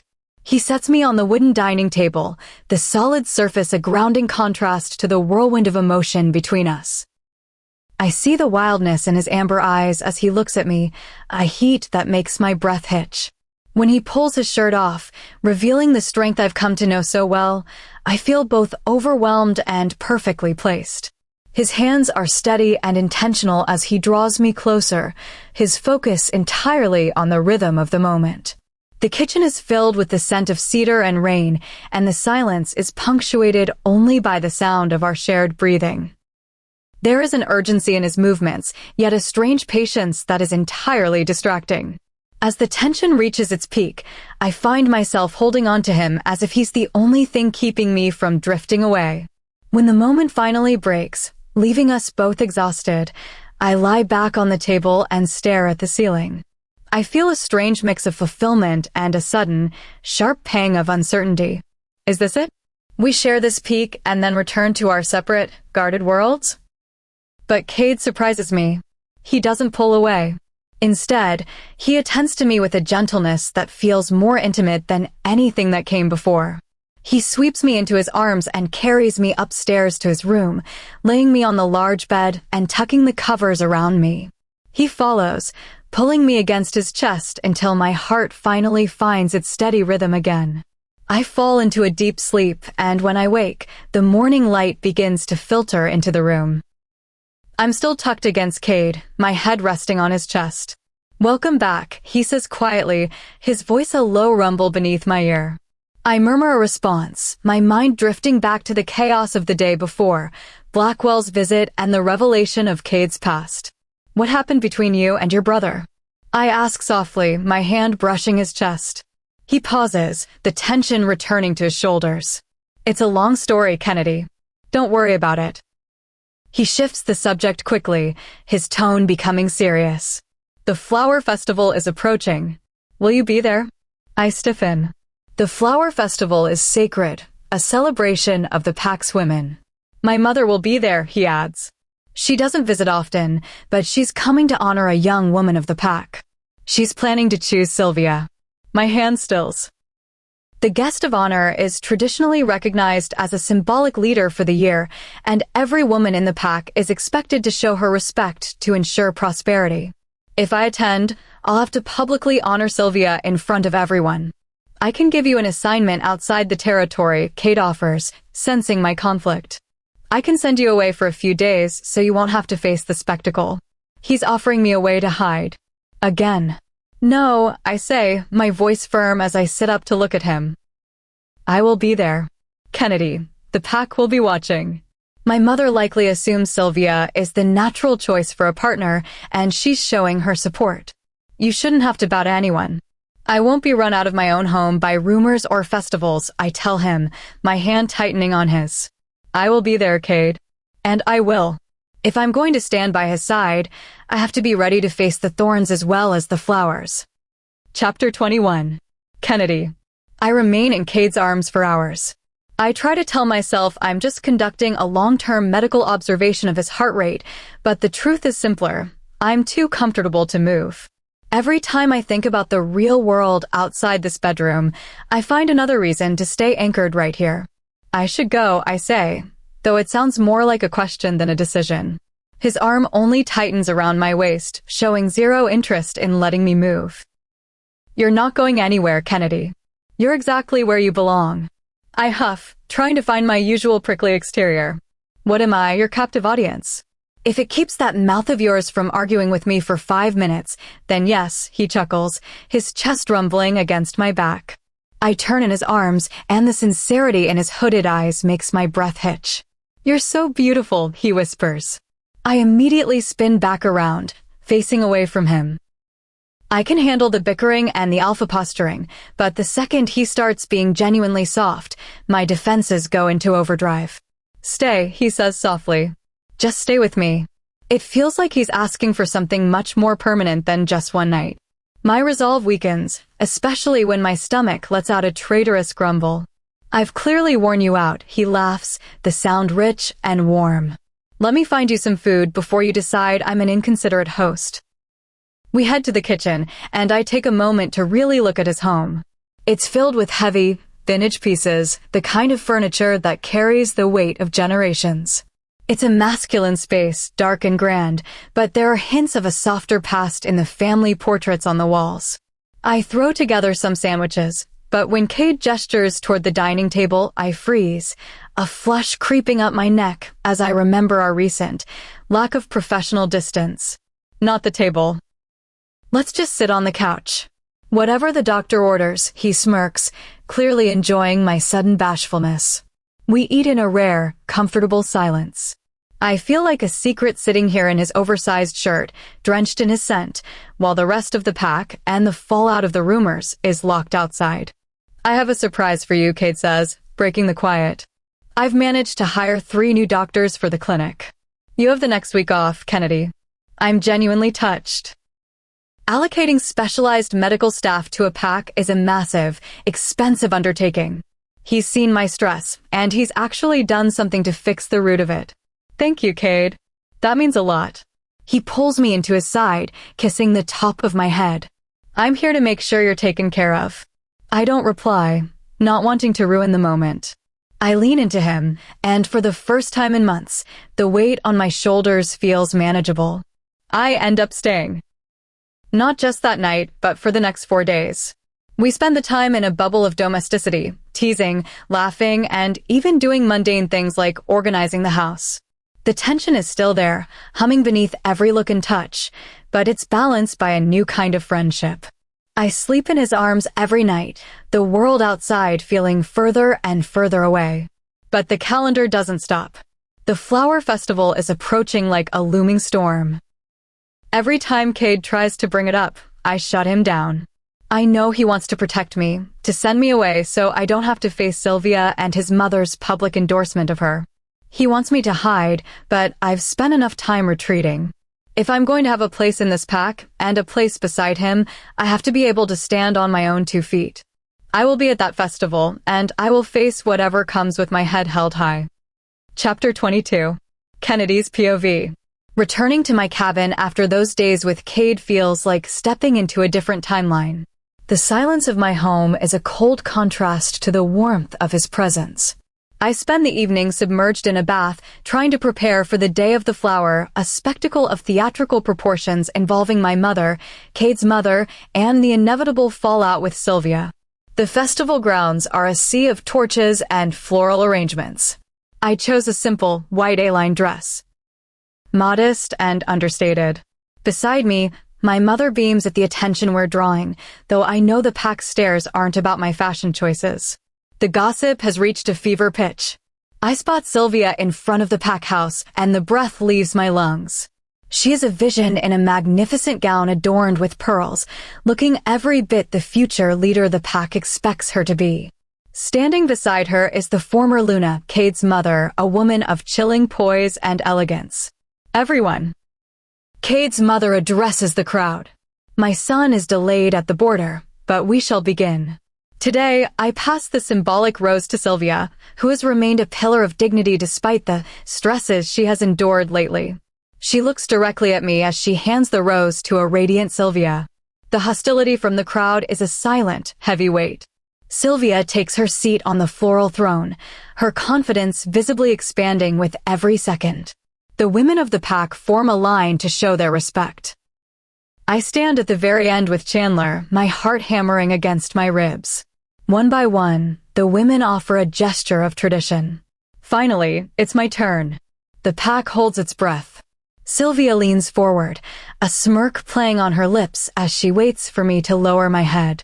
Just as I reach the front, a large, warm hand presses against my back. Don't even think about it. Cade's voice is a low, protective growl meant only for me. If you bow to her, I will intervene. He steps forward to greet his mother, leaving the space between Sylvia and me charged with electricity. Cade's mother clears her throat, her eyes narrowing in expectation. It's time. I slowly lower myself until my knees hit the grass, but I keep my spine straight. I reach out, plucking a tiny, wild daisy from the earth, and stand back up.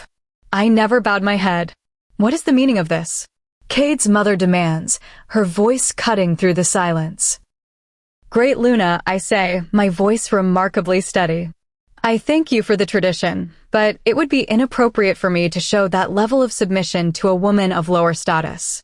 The hierarchy must be respected.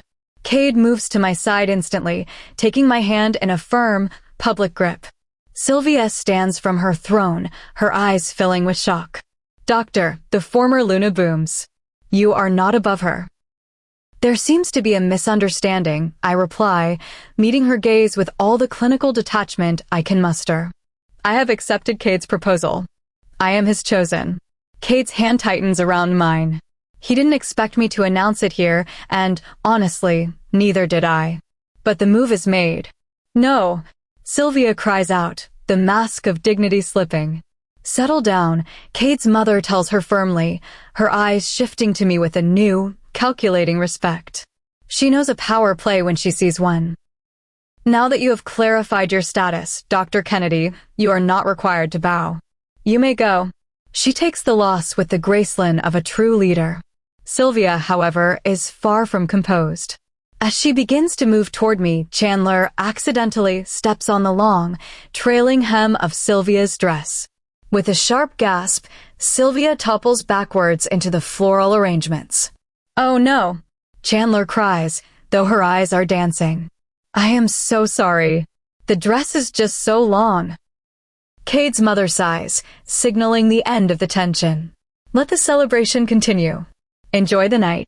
She retreats inside, leaving Sylvia to deal with her muddied silks and a ruined moment. I don't dare look at Cade yet. I can feel the heat of his gaze and the sheer weight of the word chosen hanging in the air between us. I've just changed my life forever in front of the entire pack, and there is no going back now. Chapter 23. Kennedy's POV. My mother's face is a twitching map of confusion. She looks like she's caught between a lecture and a celebration, her social instincts warring with her maternal ones. Mother, I say, trying to ground her before she starts a scene. You failed to mention your official standing with the Alpha, she grits, though she quickly plasters on a polite, mother of the future Luna, smile for Cade. Excuse us, Cade interjects, his voice leaving no room for negotiation. I need some private time with my soon-to-be Luna. Oh, but my mother is clearly desperate for the details, but one look from Cade, an eyebrow raised in silent challenge, is enough to make her retreat.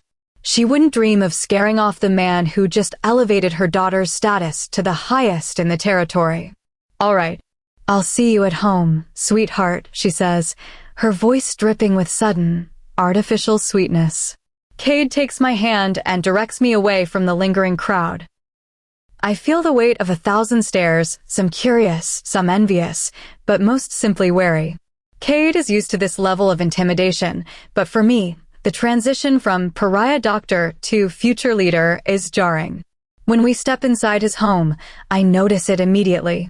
He added curtains to the living room, heavy, dark navy blue fabric that shuts out the prying eyes of the pack. My chest warms. He did this for my comfort, to give me a sanctuary within these walls. Nice curtains, I say, clearing my throat to break the sudden tension. Thank you, mate. He wraps an arm around my waist, pulling me into his side as we reach the couch. Now, tell me why you decided to blindside me in front of the entire pack. I have an explanation. I protest, though my mind is racing. I saw the wild daisy at my feet. It felt like an epiphany. I just did what felt right in the moment. Aren't you happy? He dips his head, his gaze softening. I'm over the moon. But I don't like surprises, Kennedy. Especially when they involve my heart. He touches my chin, tipping my head back. I'm going to give you a few minutes to prepare yourself, because I intend to show you exactly how much your news moved me. Minutes later, Cade beckons me toward the back door. The evening air is cool, the festival torches still flickering in the distance. Cade? The bedroom is upstairs, I whisper. There's no nature in my bedroom, he replies, his voice a low, melodic rumble. He leads me to an abandoned garden at the edge of his property, enclosed by a high white fence. It's overgrown and silent, a hidden world within the territory.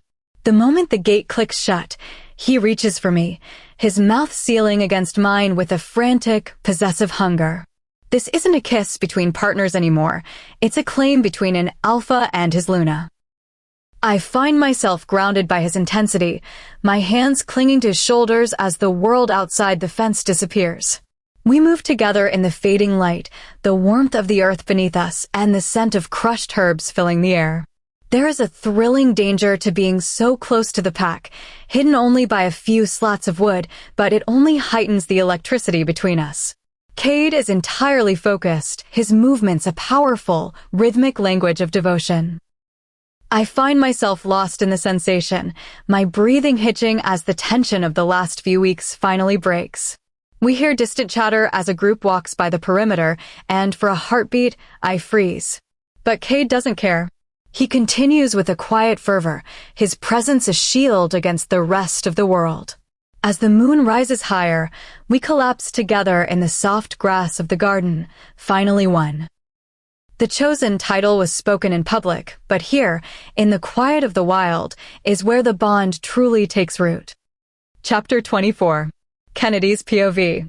I scramble back, the reality of what just happened hitting me like a physical blow. In the quiet of the abandoned garden, the weight of Cade's assumptions hangs heavy in the air. We are in a world where the stakes of an alpha's lineage are incredibly high, and yet no one asked me what I wanted. Cade senses the immediate shift in my energy. Kennedy, I am volcanic. Crossing Sylvia at the festival was a social victory, but this feels like a breach of the partnership he just offered. Are you out of your mind? I whisper, my voice trembling with a heat that isn't passion. What were you thinking? He raises an eyebrow, his expression frustratingly calm. I was thinking about our future, he replies. Our future. I let out a sharp, hollow laugh. Cade, you know the biological stakes for us. I'm a doctor, I know exactly what this implies. You can't just make a life-altering decision like that without a single word to me. He crosses his arms, the alpha posture returning. You announced to the entire pack that you are my chosen mate, Kennedy. One of the responsibilities of a Luna is to carry the alpha's line. Did you think I wanted my heritage to end with me? I am more than a heritage, Cade. I'm not ready for that. I can barely navigate my own reputation in this pack, let alone a child. If I became pregnant now, everyone would assume I used it to trap you. This is something people talk about. The moment that was supposed to be a sacred bonding has turned into a nightmare of miscommunication. Cade looks genuinely perplexed. With his resources and confidence, he sees a family as a natural next step. But he isn't the one whose career and identity are currently under fire. He sighs, his expression softening as he sees the tears I'm fighting back. He reaches out, helping me straighten my clothes with a gentleness that feels like an apology. He isn't ready to speak. He carries me back to his home in silence and sets me down in the bedroom. When I eventually step out of the bathroom, I find a glass of water and a small blue tablet on the nightstand, a clinical precaution. Cade got it for me. I appreciate the gesture of respect for my wishes, even if the silence between us is now a mile wide. I take the tablet and slip under the covers, hugging myself tight until sleep finally claims me. The next morning, the air in the kitchen is thick enough to choke on. Cade has prepared breakfast, but when he wraps his arms around me from behind, my heart throbs with a mix of affection and lingering resentment. Why are you eating so fast? He asks as we sit at the table. I'm late for work, I reply shortly. Kennedy, I'm not having you work today after yesterday's shock, he says, his tone shifting into that cold, authoritative alpha command. I set my fork down, meeting his gaze. Don't talk to me like that. I realize you're the alpha, but if this partnership is going to work, you need to see me as an equal. Not a subordinate you can bench whenever you feel like it. His jaw sets. Why is it so hard for you to let me take care of you? You're always blocking me out. Because you have a funny way of taking care of things. I snap, the emotions of the last 24 hours surging over. Between letting the pack drag my name through the mud and making decisions about my body without my consent, I'm starting to think we're just toxic. I stand up and bolt for the front door, needing air. As I swing it open, I collide with a delivery-man holding groceries. I go down hard, but a hand catches my elbow. Before I can even apologize, Cade reacts with a flash of protective aggression, his instincts haywire. He shoves the man back toward the steps, his wolf close to the surface. Stop it, I yell, stepping between Cade and the bewildered delivery man. Go. Just go. The man scrambles away, and I turn to Cade, pushing my hands against his chest to keep him inside the house. He's breathing hard, trying to be gentle with me, but clearly looking for a fight. This is exactly what I'm talking about, I whisper, my voice breaking. Communication is impossible with you. 1 minute it's breakfast, and the next it's a storm. I think I made a mistake, Cade. I think I chose the wrong side of the fence. Chapter 25. Kennedy's POV. I set my forehead against the closed door and exhale a breath I didn't know I was holding. What is wrong with us, Cade? I feel his presence behind me, his hand hovering near my arm before he senses my tension and steps back. It was instinct, Kennedy, he says, his voice low and rough. When you ran into that man, my wolf saw a threat. I'm wired to protect you.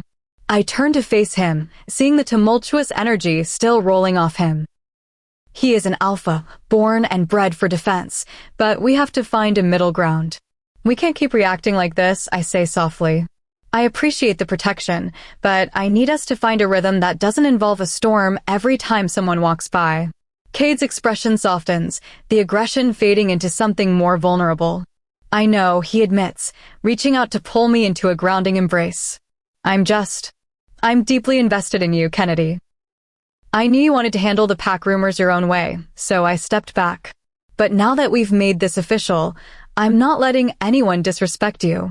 Let's just take it one day at a time, I murmur against his chest. The next few hours are a blur of domesticity. Kate heads to work, and I spend the morning restocking the house.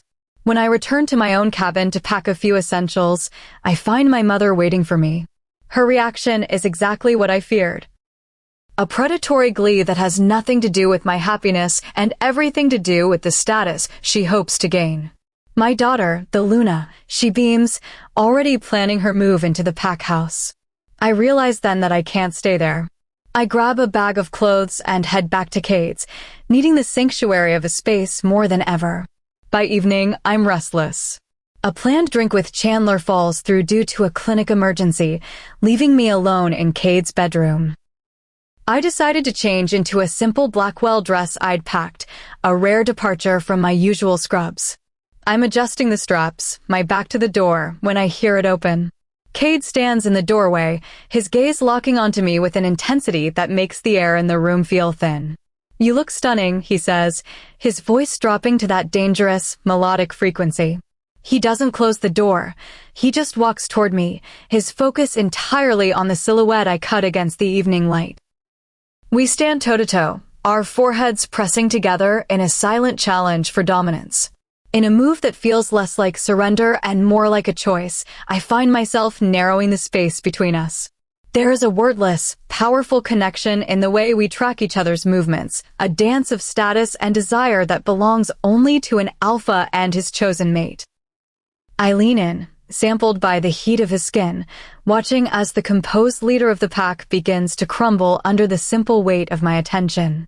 I smile, a flicker of amusement crossing my mind at the realization that I am the only one who can unbalance him like this. But just as the tension reaches a breaking point, a cold shiver runs down my spine. I glance toward the window, the moonlight catching a movement in the shadows of the second-story balcony across the way. My heart stops. Sylvia is there. She is standing in the dark, her eyes fixed on us, a silent witness to our most private moment. The sanctuary I thought I found has been breached, and the look on her face tells me that the peace I've been fighting for is still a long way off. Chapter 26. Kennedy's POV. The silence following Sylvia's gasp is deafening.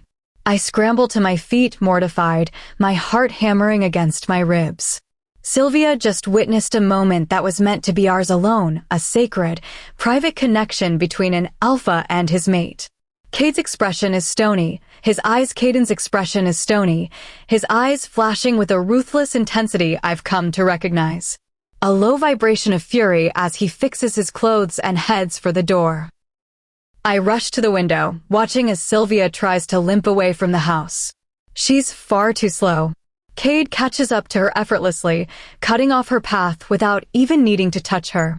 "You were spying," he accuses, his presence looming over her like a shadow.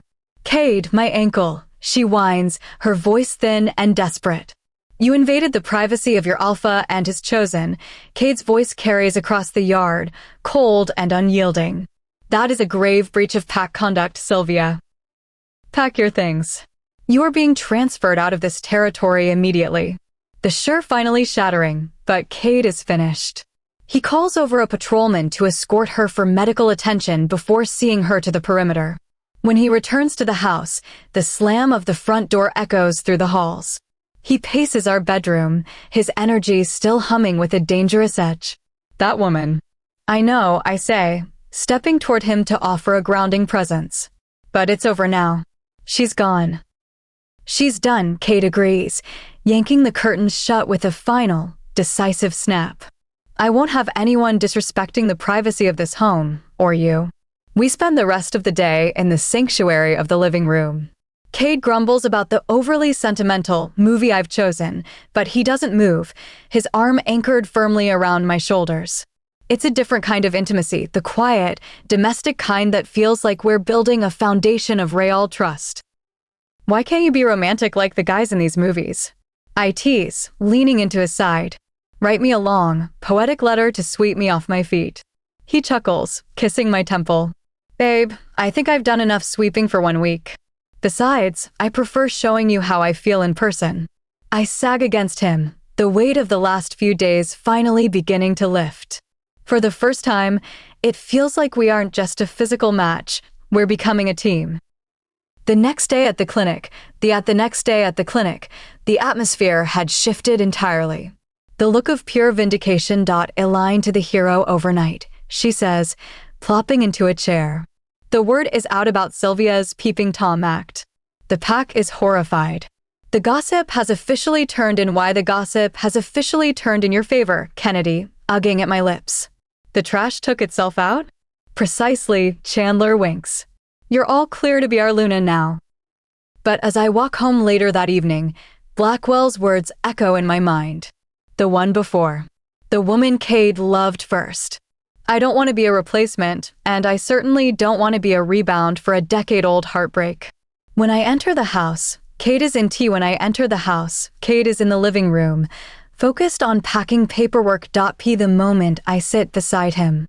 I missed you, he murmurs against my hair. Cade, I say, my voice serious. There's something on my mind. It's about what Blackwell said. He tenses slightly, his grip on my waist becoming a fraction tighter. What about him? He mentioned another woman. Someone you were with a long time ago. Cade, did you love her? The silence stretches for a long minute. Cade stares ahead, his expression Caden stares ahead, his expression unreadable, before he finally speaks. But layered with history. She was my first love. I will never forget her.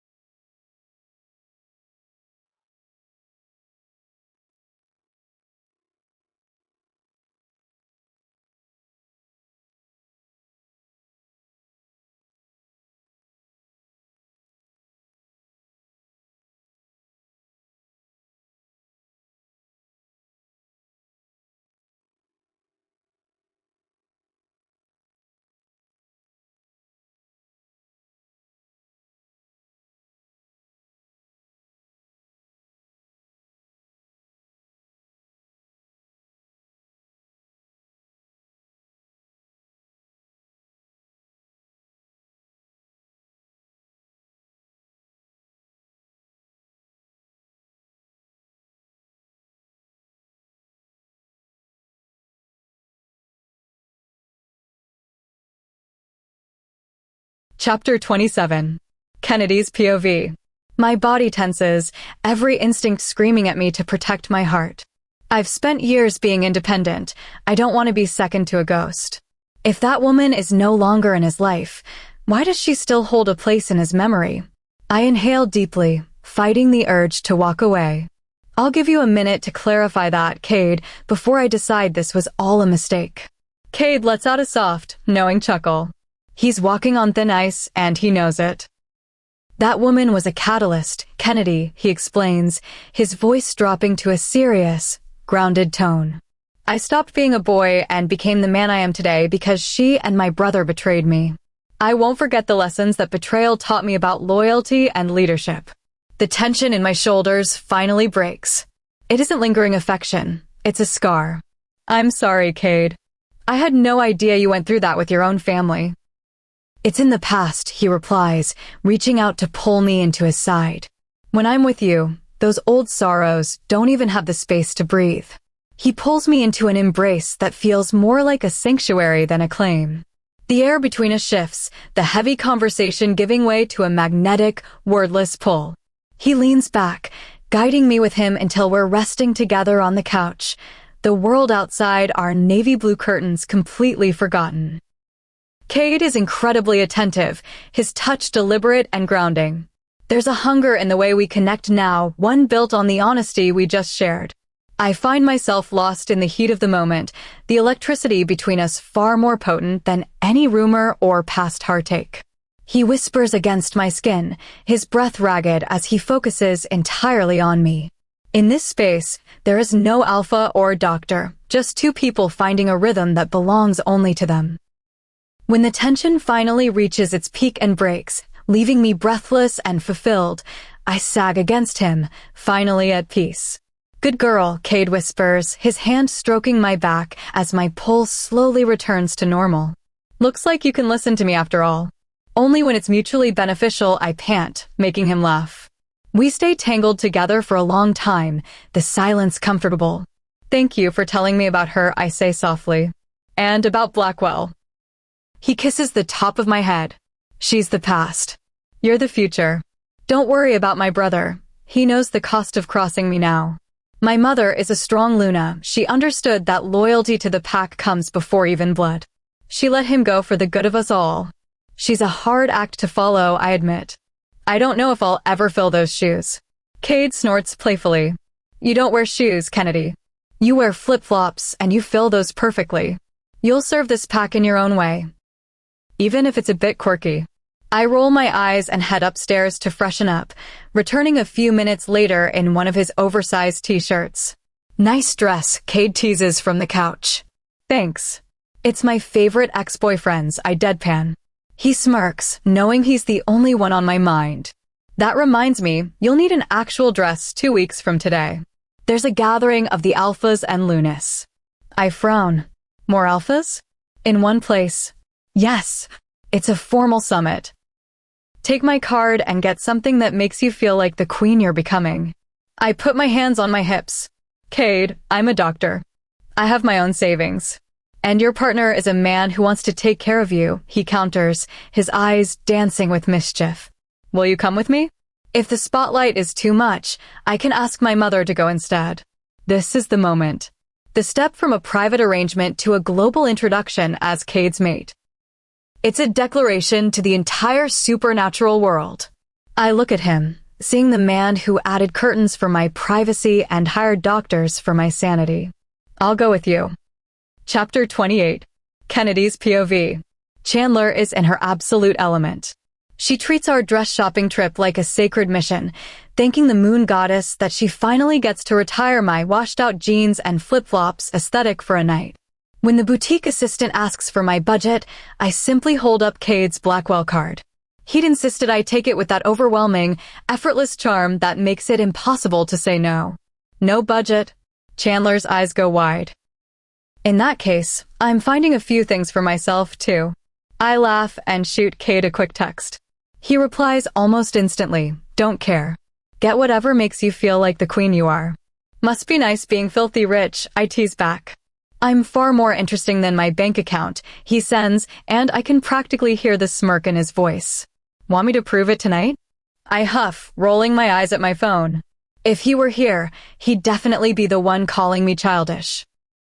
After 11 dresses and a guilt trip about all the pack gossip she's cleared for me, Chandler convinces me to buy 8 outfits, and a few for her, of course. The transition into Cade's home happens slowly, then all at once. Every day after work, I move a few more things from my cabin to his house. I'm starting to realize that moving in isn't about losing my independence. It's about my safe haven taking a new, warmer form in his arms. Even the patients at the clinic are coming around. The same women who whispered a few weeks ago are now stopping by to apologize, citing Sylvia's Peeping Tom scandal as the way-up call they needed. Things are finally settling into a new kind of normal. Until Saturday morning. Kennedy. A gentle shake wakes me. Get ready, babe. We're late. Late for what? I yawn, squinting at the sunlight. We have a flight to catch, Cade says, looking devastatingly handsome in a tailored suit. Within the hour, we're leaving the territory for neutral ground, land owned by No Alpha, reserved for the highest summit of leaders. The flight is a blur, and by the time we reach our destination, I realize my first major Luna mistake. In my rush, I forgot to pack my heels. I look at my long, elegant gown and then at my Blackwell sneakers. The dress is long enough to hide them, but only if I stay perfectly still. Ready? Cade asks, scanning me with an intensity that makes my heart skip. You look incredible, he murmurs, tugging at his tie as if it's suddenly too tight. It'll be a miracle if we actually make it to the gala.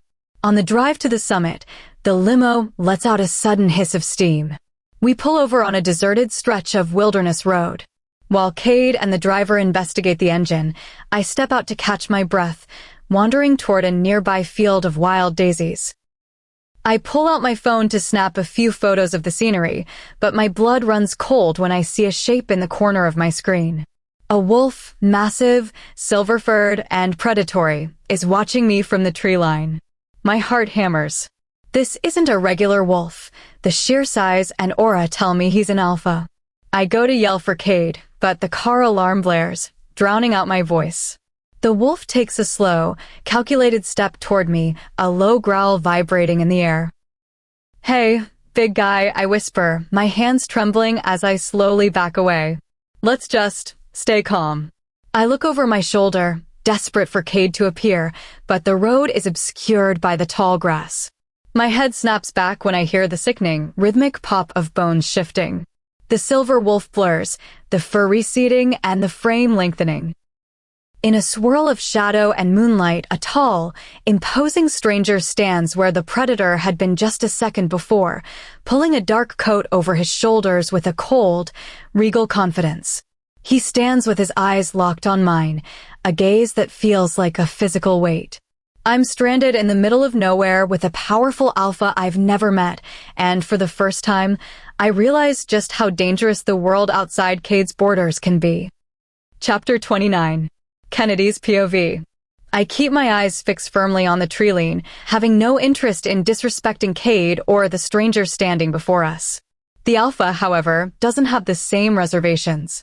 He scans me from head to toe, his eyes lingering on the ridiculous sneakers peeking out from under my formal gown. Who are you? His thick, rumbly voice asks, the predatory edge in his eyes replaced by a flicker of curiosity.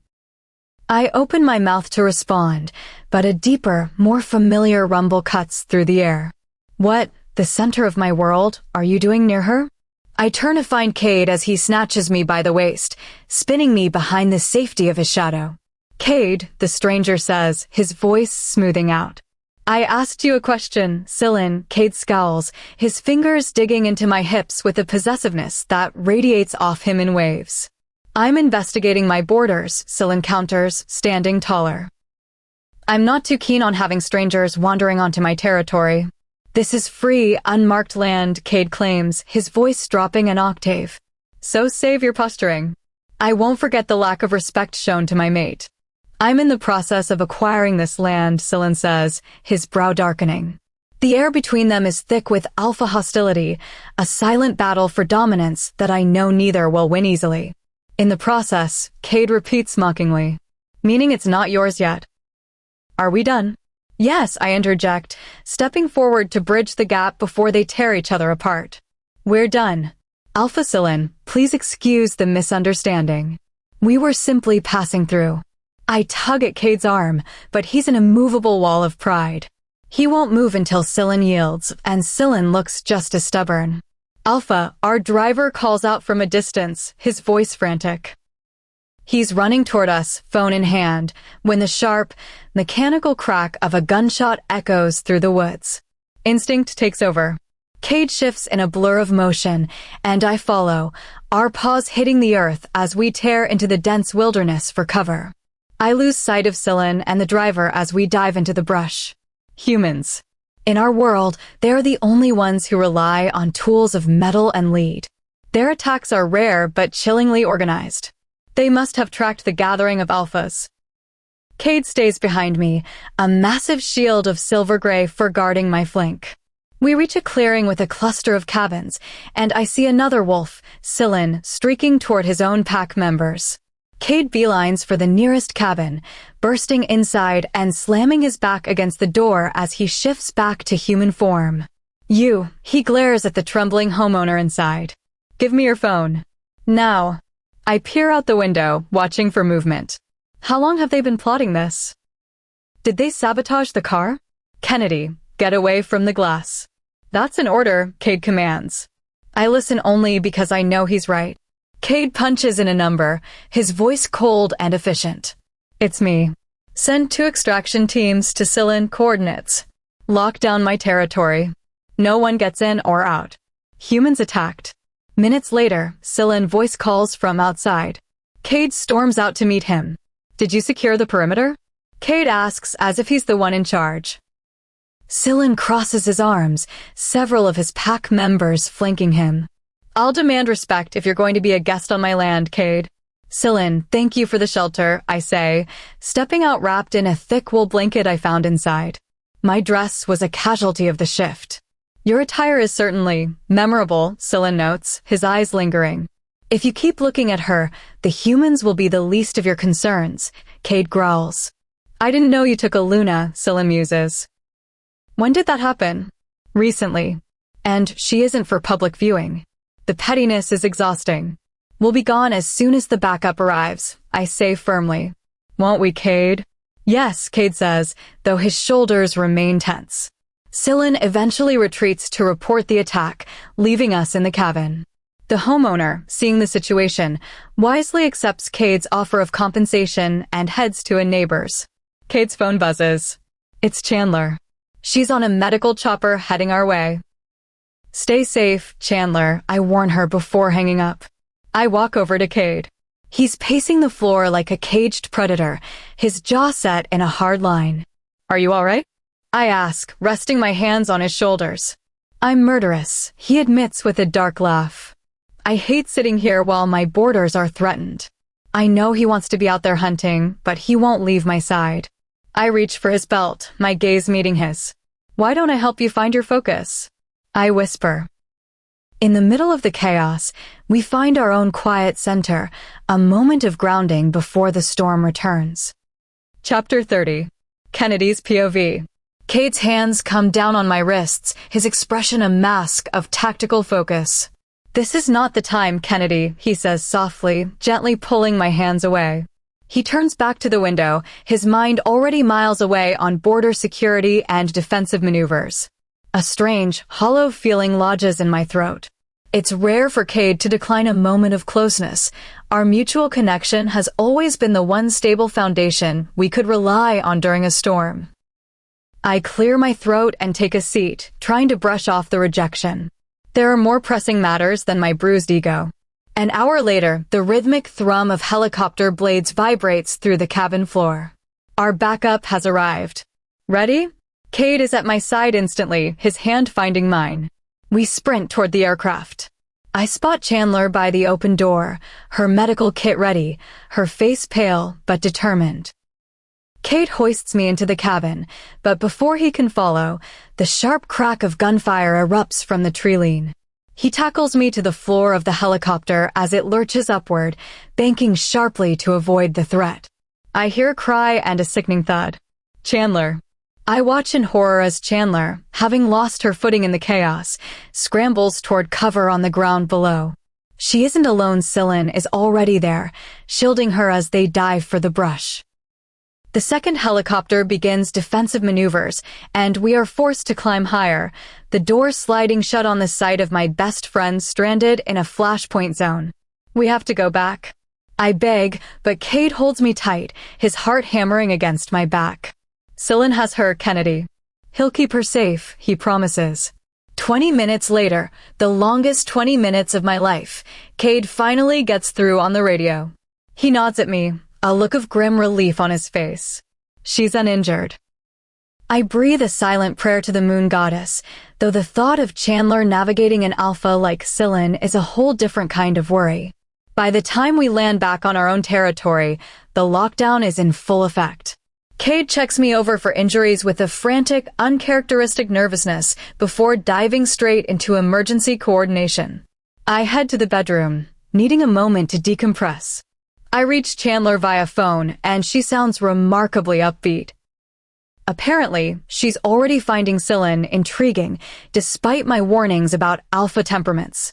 As the sun sets, I sit on the edge of the bed, the adrenaline of the day finally fading into a dull ache of anxiety.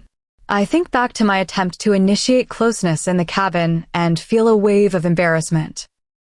Needing a way to ground myself and find some sense of calm, I lean back against the pillows, closing my eyes and focusing on my own breathing, trying to find a quiet center in the middle of the storm. I'm startled when the door opens. Cade stands there, watching me with a weary but sharp gaze. Need some help with that? He asks, his voice carrying a hint of a protective edge. I quickly adjust the covers, the embarrassment returning. I didn't think you'd be back so soon. It's all right, he says, walking closer until he's standing over me. He reaches out, his hands resting on my shoulders to ground me. Let me take over, Kennedy. You've had a long day. It's fine, Cade, I say, offering a weak smile as I stand up. Maybe in a few days, when things have settled. He looks genuinely confused. Are you still thinking about earlier today? I didn't mean to shut you down, but the timing was dangerous. I know that. I'm not angry about the timing. Then communicate with me, he pushes, his alpha instincts sensing a shift he can't quite track. If you wanted a moment of peace, why push me away now? I feel cornered. This is different. Finding a moment of quiet for myself is a coping mechanism, not a slight against him. Nothing is wrong, Cade. This is getting out of hand. I don't want to argue. My voice rises, the stress of the day finally bubbling over. I don't want to argue either, but here we are. He says, his own frustration surfacing. I try to move around him, wanting nothing more than to just sleep. I'm going to bed. Maybe I should sleep on the couch so we both have some space. You aren't doing that, he says, his jaw setting as he blocks my path. That pushes my final button. And who are you to tell me where I sleep? We stand toe-to-toe, the air between us electric with the same stubborn pride that makes us such a formidable and volatile match. Neither of us is willing to back down, and in the silence of the room, the distance between us feels wider than ever. Chapter 31. Kennedy's POV. You're not going anywhere, he repeats, his voice leaving no room for debate. My hands fist at my sides as I glare at him. The urge to snap back is almost overwhelming, but his logic is sound. We were just attacked by an organized human cell. Staying together isn't about control, it's about survival. I'm not a complete idiot. Cade is the alpha, and in a state of high alert, his tactical instincts are rarely wrong. Still, the air between us is thick with the residue of our argument. I walk to the window, staring out at the dark tree line, searching for shadows just to avoid looking at the man who is both my sanctuary and my greatest headache. Cade ends the conversation by heading into the bathroom. I lie in bed and close my eyes, wishing for the kind of peace that seems to evade us every time we get close to it. The next morning, I wake up to an empty bed. I didn't even hear him come in last night. Downstairs, I find the kitchen cabinets open and an empty pill bottle on the counter. I check the label and frown. These are standard pain meds, but they aren't right for Cade's unique physiology. And Alpha's metabolic rate is much higher. He would need something far more potent to even register. Why would he even need them? His healing factor usually handles anything short of a catastrophic wound within hours. I toss the bottle, grab an apple, and head to the clinic. The pack feels hushed today, the streets empty as everyone stays indoors, waiting for the all-clear after the helicopter incident. Once at work, I begin organizing the emergency inventory. I can't get that empty bottle out of my head. With a sigh, I pack a bag with the correct dosage of alpha-grade medication. Since I have a full schedule, I can't leave, so I ask a technician to find Cade and deliver it. Wait, I call out as she turns to go. I rush to my desk and grab a handful of the sweets I keep for the children, stuffing them into the bag. And this, I add, grabbing the ham and cheese sandwich I'd packed for my own lunch. I watch her go, a knot of guilt tightening in my stomach. We shouldn't be fighting over trivial things when there's a threat at our borders. The pack needs its leaders focused, not petty. An hour later, a nurse rushes in. "Doctor, we have an urgent walk-in." I dash to the treatment area, expecting a wounded scout. Instead, I find Cade. He's leaning against a table, wearing a Blackwell t-shirt and a deep skull. "Cade," I breathe, my heart skipping. "Hi, mate." He looks remarkably calm for someone who was just part of a firefight. "Did you get the supplies I sent?" "Who are they for?" I ask. "Me," he grunts, reaching back to gingerly touch his shoulder. "The bullet is being stubborn. It won't let me think straight." "The what?" He frowns as if I'm overreacting. "The bullet. From the helicopter." I gape at him.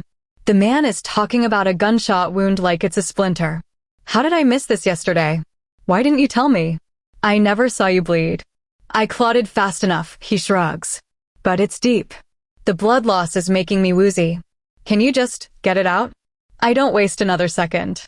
I take his hand and lead him toward the operating room, my mind racing. I call for a nurse to prepare the local block, but Cade stops me. "No anesthesia," he says firmly. I don't like losing my senses when we're under threat. My hands are shaking as I pull on my gloves. "Cade, please. The pain will be agonizing. I can't focus if I know you're suffering. Let me do this. For me."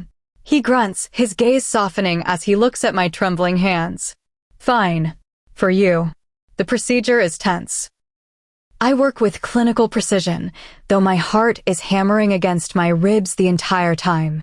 I've operated on dozens of wolves, but seeing the damage a silver-tipped round can do to Cade's back makes my stomach turn. After I stitch him up, I stay by his side as the sedative wears off. I touch his face gently, relieved he's okay, but still in disbelief that he tried to patrol the house last night with a hole in his shoulder. "I hate feeling like a toddler," he groans as he stirs, his voice thick. "It'll wear off soon. Just stay still." "Who will protect you if they come back?" he mutters, his alpha instincts fighting the drugs. "I can handle myself, Cade. And right now, you need to be patient." He offers a lazy, lopsided grin. "You're right. I should worry about the other guy. If an alpha can barely hold his own against you, a human doesn't stand a chance." I smirk, and the lingering tension from our fight finally dissolves. "Does anything else hurt?" "No. I have work to do," he says, trying to sit up. "Cade, if you get off that bed, I'll be a bigger threat to your health than that bullet was." "Sit. Down." He groans but settles back. 1 hour. Then I'm up. "Keep talking to me so I stay alert." "Why didn't you ask for help yesterday?" I ask softly. "Had things to do," he repeats stubbornly. "Like what?" "Seeing how long you could last." He laughs, though it turns into a wince. "A little lead won't kill me, Kennedy. You patrolled all night on a wound that wasn't healing because you wouldn't rest." "I'm sorry, Cade. I shouldn't have been so hostile last night while you were literally bleeding for the pack." "Come here." He tugs my hand until I'm leaning over him, resting my head against his uninjured shoulder. He kisses the top of my head, his breathing finally evening out. "It's all right, my Luna. We're all right." Chapter 32. Kennedy's POV. "Great news," Cade says, practically bursting into my office with a renewed energy that tells me the weight has finally lifted from his shoulders. I look up from my charts with a mock-stern expression. "Hey, mister, you can't just pop in here like you own the place. I have patience to see." "I technically do own it," he counters, walking around my desk and resting his hands on my hips. "And by extension, everything in here belongs to me too." I swat him teasingly with a medical folder.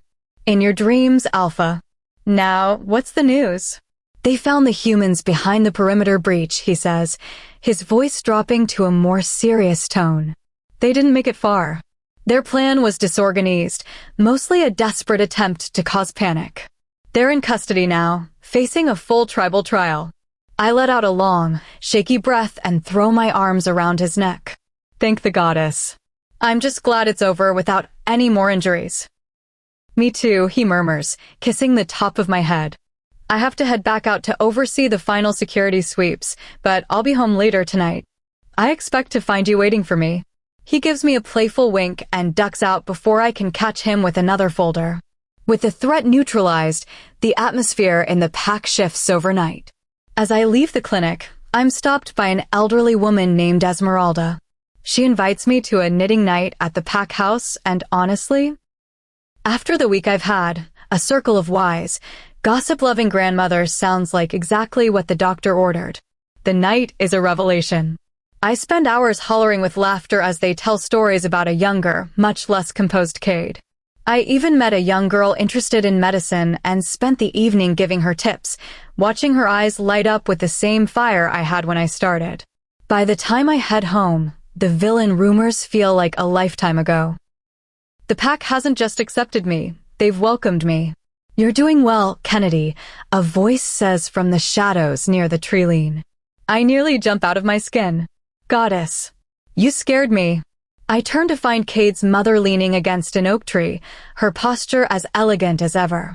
"My apologies," she says with a rare, genuine smile. "I was just observing. The pack is taking to you beautifully. I see now that you are indeed the right choice for my son." I'm humbled, the weight of her approval hitting me harder than I expected. "Thank you, Luna. That means a lot." "Keep him grounded," she adds before vanishing into the darkness with the effortless graceland of a former queen. I rush home, desperate to tell Cade about the encounter. I'm so excited that I mistime my entrance, and the heavy front door catches me right on the forehead as I swing it open. I let out a sharp yelp of pain. Cade is on me in a heartbeat. He's frantic, his eyes wide with worry as he leads me to the couch to check for a concussion. The pain is already fading into a dull throb, but he's beating himself up over the accident, as if he'd been the one to strike me. "Cade, I'm fine." "It was just a door," I laugh, pulling his head down to my chest to still his hovering hands. His worry melts into a deep, determined tenderness. He hovers over me on the couch, his focus shifting entirely to making sure I feel taken care of. The air in the living room thickens with a magnetic, familiar heat as we lose ourselves in the moment, a quiet, private celebration of the peace we've finally won. When the tension finally breaks and we're tangled together in the quiet of the house, Cade pulls me into a tight, protective embrace. "I love you, Kennedy," he whispers against my skin. "I love you too," I murmur, feeling completely at home. "Naughty Luna," he teases, nipping playfully at my ear. Getting into trouble with stationary objects the moment I look away. "I'll have you know your mother officially approves of me," I counter, trying to sound dignified despite my messy hair. "She says I'm the right choice." Cade chuckles, the sound rich and satisfied. "Of course she does." She recognizes a brilliant, adorable dork when she sees one. "Cade," I gasp, feigning hurt. "How could you be so mean to someone you just assaulted with a door?" He jumps back into mock panic mode, and I can't help but laugh, the sound echoing through our home. For the first time, the future doesn't look like a storm, it looks like a sunrise. Chapter 33. Kennedy's POV. Living with Cade has been a revelation. Between the high-stakes leadership of the pack and my clinical rounds, he has become my gravity. He makes me laugh until I'm breathless and offers a protective affection that feels like a constant, warm current beneath my skin. Even the chaos has become a bit more domestic. Chandler, ignoring every one of my alpha warnings, has found herself entangled with Cylin. The man actually faked a shoulder strain just to be treated at our clinic. When Cade grumbled about territorial boundaries, I managed to distract him with a massage and a little undivided attention. It's funny, the pack sees a legendary predator, but for me, he's a softie who just wants to be first in my heart. Lately, though, the instinct has been growing. I've felt Cade's gaze lingering on my neck during our quiet moments. The alpha in him is itching to finalize the bond, to place the mark that would link our souls permanently. I'd been hesitant, worried that the weight of the Luna title would change who I am. But seeing him move mountains for my safety has taught me something. If he trusts me to lead beside him, I should trust myself too. Tonight, I decided the waiting is over. After a quiet dinner, I led a confused Cade toward the clinic. He thought I'd forgotten paperwork, but I took him into the very exam room where we first met, the place where the trajectory of my life shifted forever. "Take a seat," I whispered, directing him to the patient's bed. "Kennedy, where is this paperwork?" he asked, looking around the clinical space. I didn't answer with words. I stepped between his knees, my hands resting on his broad shoulders. I swept my hair over one side, exposing the line of my neck. "Forget the paperwork, Cade." His breath hitched, his hands instantly anchoring on my hips. His nostrils flared as the scent of the room, antiseptic and history, mixed with the sudden, electric pull between us. "Mark me, Cade," I said, my voice steady. "Right here, where it all began." "Kennedy, if you're not certain," his voice was a dark, low rumble of warning and intense desire. "I've never been more certain," I replied. He pulled me into a kiss that was less of a greeting and more of a vow. A desperate, beautiful reaching for a future that was finally within our grasp. I clutched his shoulders, the world outside the clinic walls fading into static. We moved in a rhythmic, magnetic dance, the proximity a delicious kind of torture until the air in the room felt like it was on fire. He trailed his lips along my jawline, his breath hot against my skin. My heart spiked as he found the hollow of my throat. I wanted this. The bond that would entwine our scents and link our fates until the very end. "I warned you," he whispered, his voice thick with emotion. "Once I claim you, you are mine in every world there is." He didn't pull away this time. As he finalized the bond, I expected a sting, but instead, a rush of overwhelming, blinding light seemed to fill my vision. It was a surge of pure, soul-deep connection that racked through me, making me arch against him with a sharp gasp. It wasn't just a mark. It was a homecoming. When he finally pulled back, I was completely undone, my pulse thrumming with the new rhythm of our shared life. "Luna Kennedy," he growled, his eyes dark with a possessiveness that had only been amplified by the bond. We stepped out into the night, and the shift was immediate. The scent of the new mark announced my status to the territory. As we passed, I saw pack members stop and incline their heads. Not out of fear, but out of a deep, newfound respect for the woman who had finally claimed her place. We ran into the wilderness together, shifting as the moon reached its peak. My wolf felt rejuvenated, every muscle humming with the strength that came from the bond. I remembered the years I spent running alone, drifting through the trees with no direction. Now I have a mate. Now I have a home. We finally collapsed into the cool grass, the silver light of the moon washing over us. "You know what the highlight of today was?" Cade asked, pulling me into his side. "The fact that you finally officially trapped the best doctor in the region?" I joked. "No," he chuckled. "It's the fact that your mother finally hit the jackpot. She's going to be insufferable now that she has an alpha for a son-in-law." I laughed, swatting at his chest. He wasn't wrong. Well, my highlight was the feeling of that bond taking hold. "I think I'm going to like being yours." He pulled my hand to his lips, kissing my knuckles with a tenderness that made my chest ache. "And I'm the luckiest man in the world for having you." 34. Kennedy. "Well, look what the wolf brought in." I grin. Chandler freezes when I turn my flashlight on. She's halfway across the territory, her clothes crumpled and lipstick smeared. "Hey, Kennedy." I turn the light off. "I hope your date with your alpha went well." How'd you know I was with him? Chandler, please. You look like a mess, so you were either fucking or fighting a bear out there. She chuckles, and we walk back to the pack house. Chandler has had a room there for as long as I can remember, and I'm sure her alpha is asking her to transfer packs to be with him. I doubt he feels comfortable traveling and leaving his pack for hours to be with her for a short while. You can go, I tell her. The words taste sour in my mouth, but I have found my happiness. I want her to find it too and grow as I have. Kennedy, she hesitates. I can't leave you alone. You just became Luna and need my support. This is a hard topic for us. We have been friends for years, and if she were to transfer packs, I would hardly see her. Don't lose him for me, Chandler. It would be selfish for me to ask you to stay. Go. I'll be okay. We spend the rest of the night on the grass under the stars, sniffling because we know we will soon have to say goodbye. I ask her if she thinks he's the one. She laughs and replies she can't possibly know that yet, but I argue alphas are so intense they declare you as their territory early on. I know from experience. When I come home, Cade finds me looking gloomy. He demands to know what's wrong, promising to resolve whatever the problem is. When I tell him, he looks almost angry that this is out of his control. Chandler will leave one day or another. The next morning, he tells me that my old cabin has been given to a pregnant mother.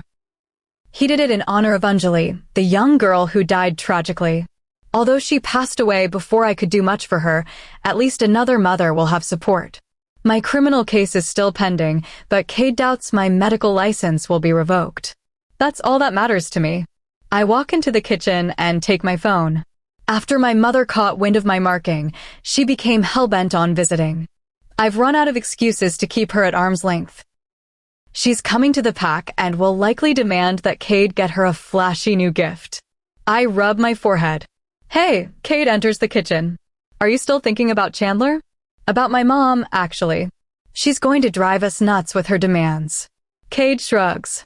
I'll smile wide and that will distract her. That seems to work on you. I'm serious. Don't worry about it. If it's money she wants, I'll give it to her. Cade, that's not how things should be. He takes my hand.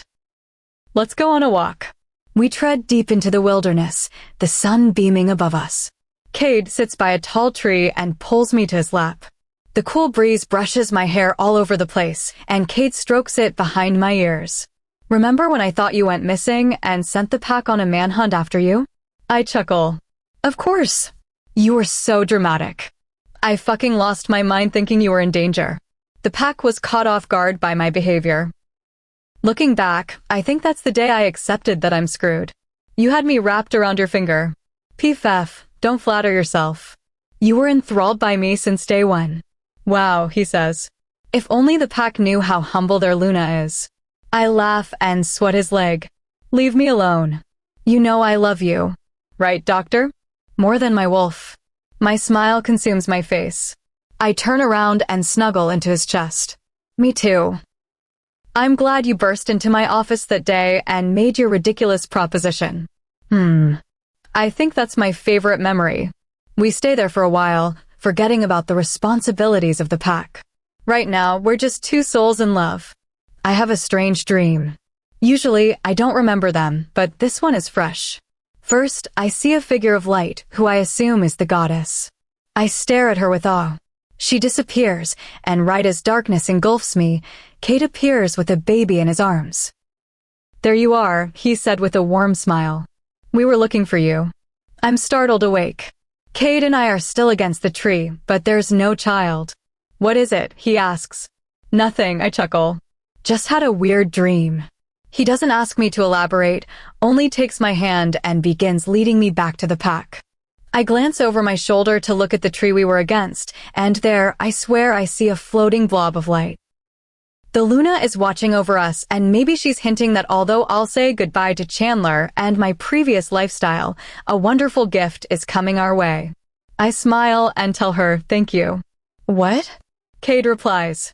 He looks back, but the blob has disappeared. I said thank you for being so lovely. He rolls his shoulders arrogantly. What can I say? The moon goddess knows how to build her alphas. Wow, look who is being arrogant now. It's only the truth, baby. I take off running to show him how he can't resist the chase. A reminder that I have him wrapped around his finger, as he calls it. Cade's instinct has him taking off after me. He easily catches me, of course, he does, and we go tumbling down on the grass in a fit of laughter. He hovers above me and smiles down like I put the moon in the sky. I smile back, my chest feeling full. If I hung the moon, he hung the sun. Chapter 35. Kennedy's POV. And we just fought all night. I went for a run to cool off, and he got even angrier because I went alone. I pat Chandler's back, offering a sympathetic smile. If anyone understands the protective intensity of a high-ranking alpha, it's me. After months of navigating life with Cade, we still have our fire and ice days, but we've learned that communication is the only way to keep the storm from breaking the house. It'll be okay, Chandler. You two just need to find your rhythm, I reassure her. He's just so busy, she sniffles. I try to be understanding, but then I get quiet, and he gets upset because he knows I'm sad, but doesn't know why. I don't want to seem clingy. I nod. Sometimes, being a mate to a leader means holding space for them, but it also means being brave enough to show your own vulnerability. Come on. Let's get some ice cream before he inevitably shows up to claim you. But I told him I was staying here until tomorrow. I laugh. He'll be here tonight, I promise. He's just as impatient as Cade. Right on cue, my mate pops his head around the corner.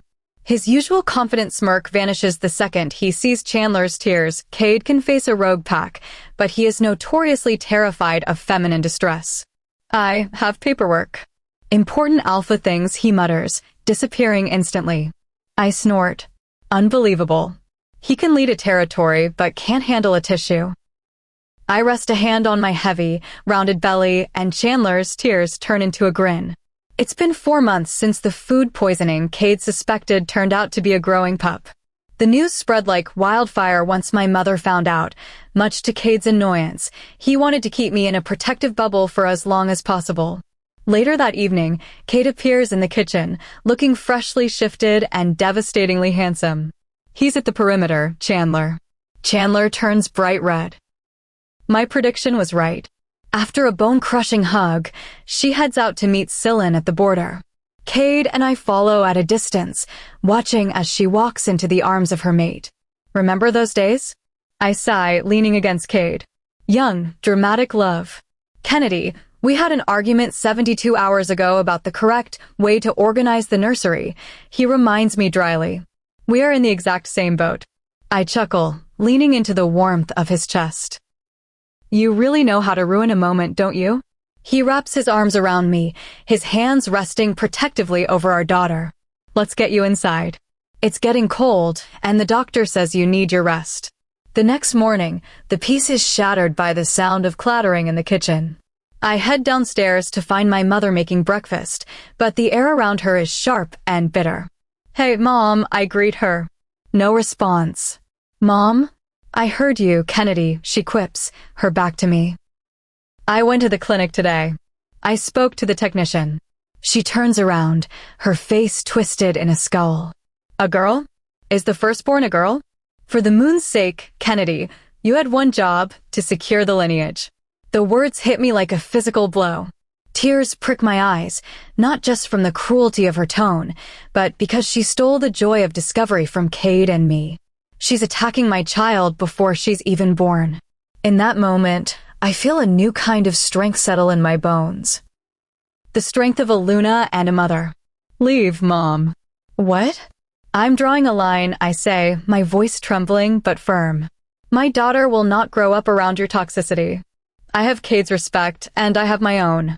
I don't need yours if it comes with this much poison. Get out of my house. You ungrateful.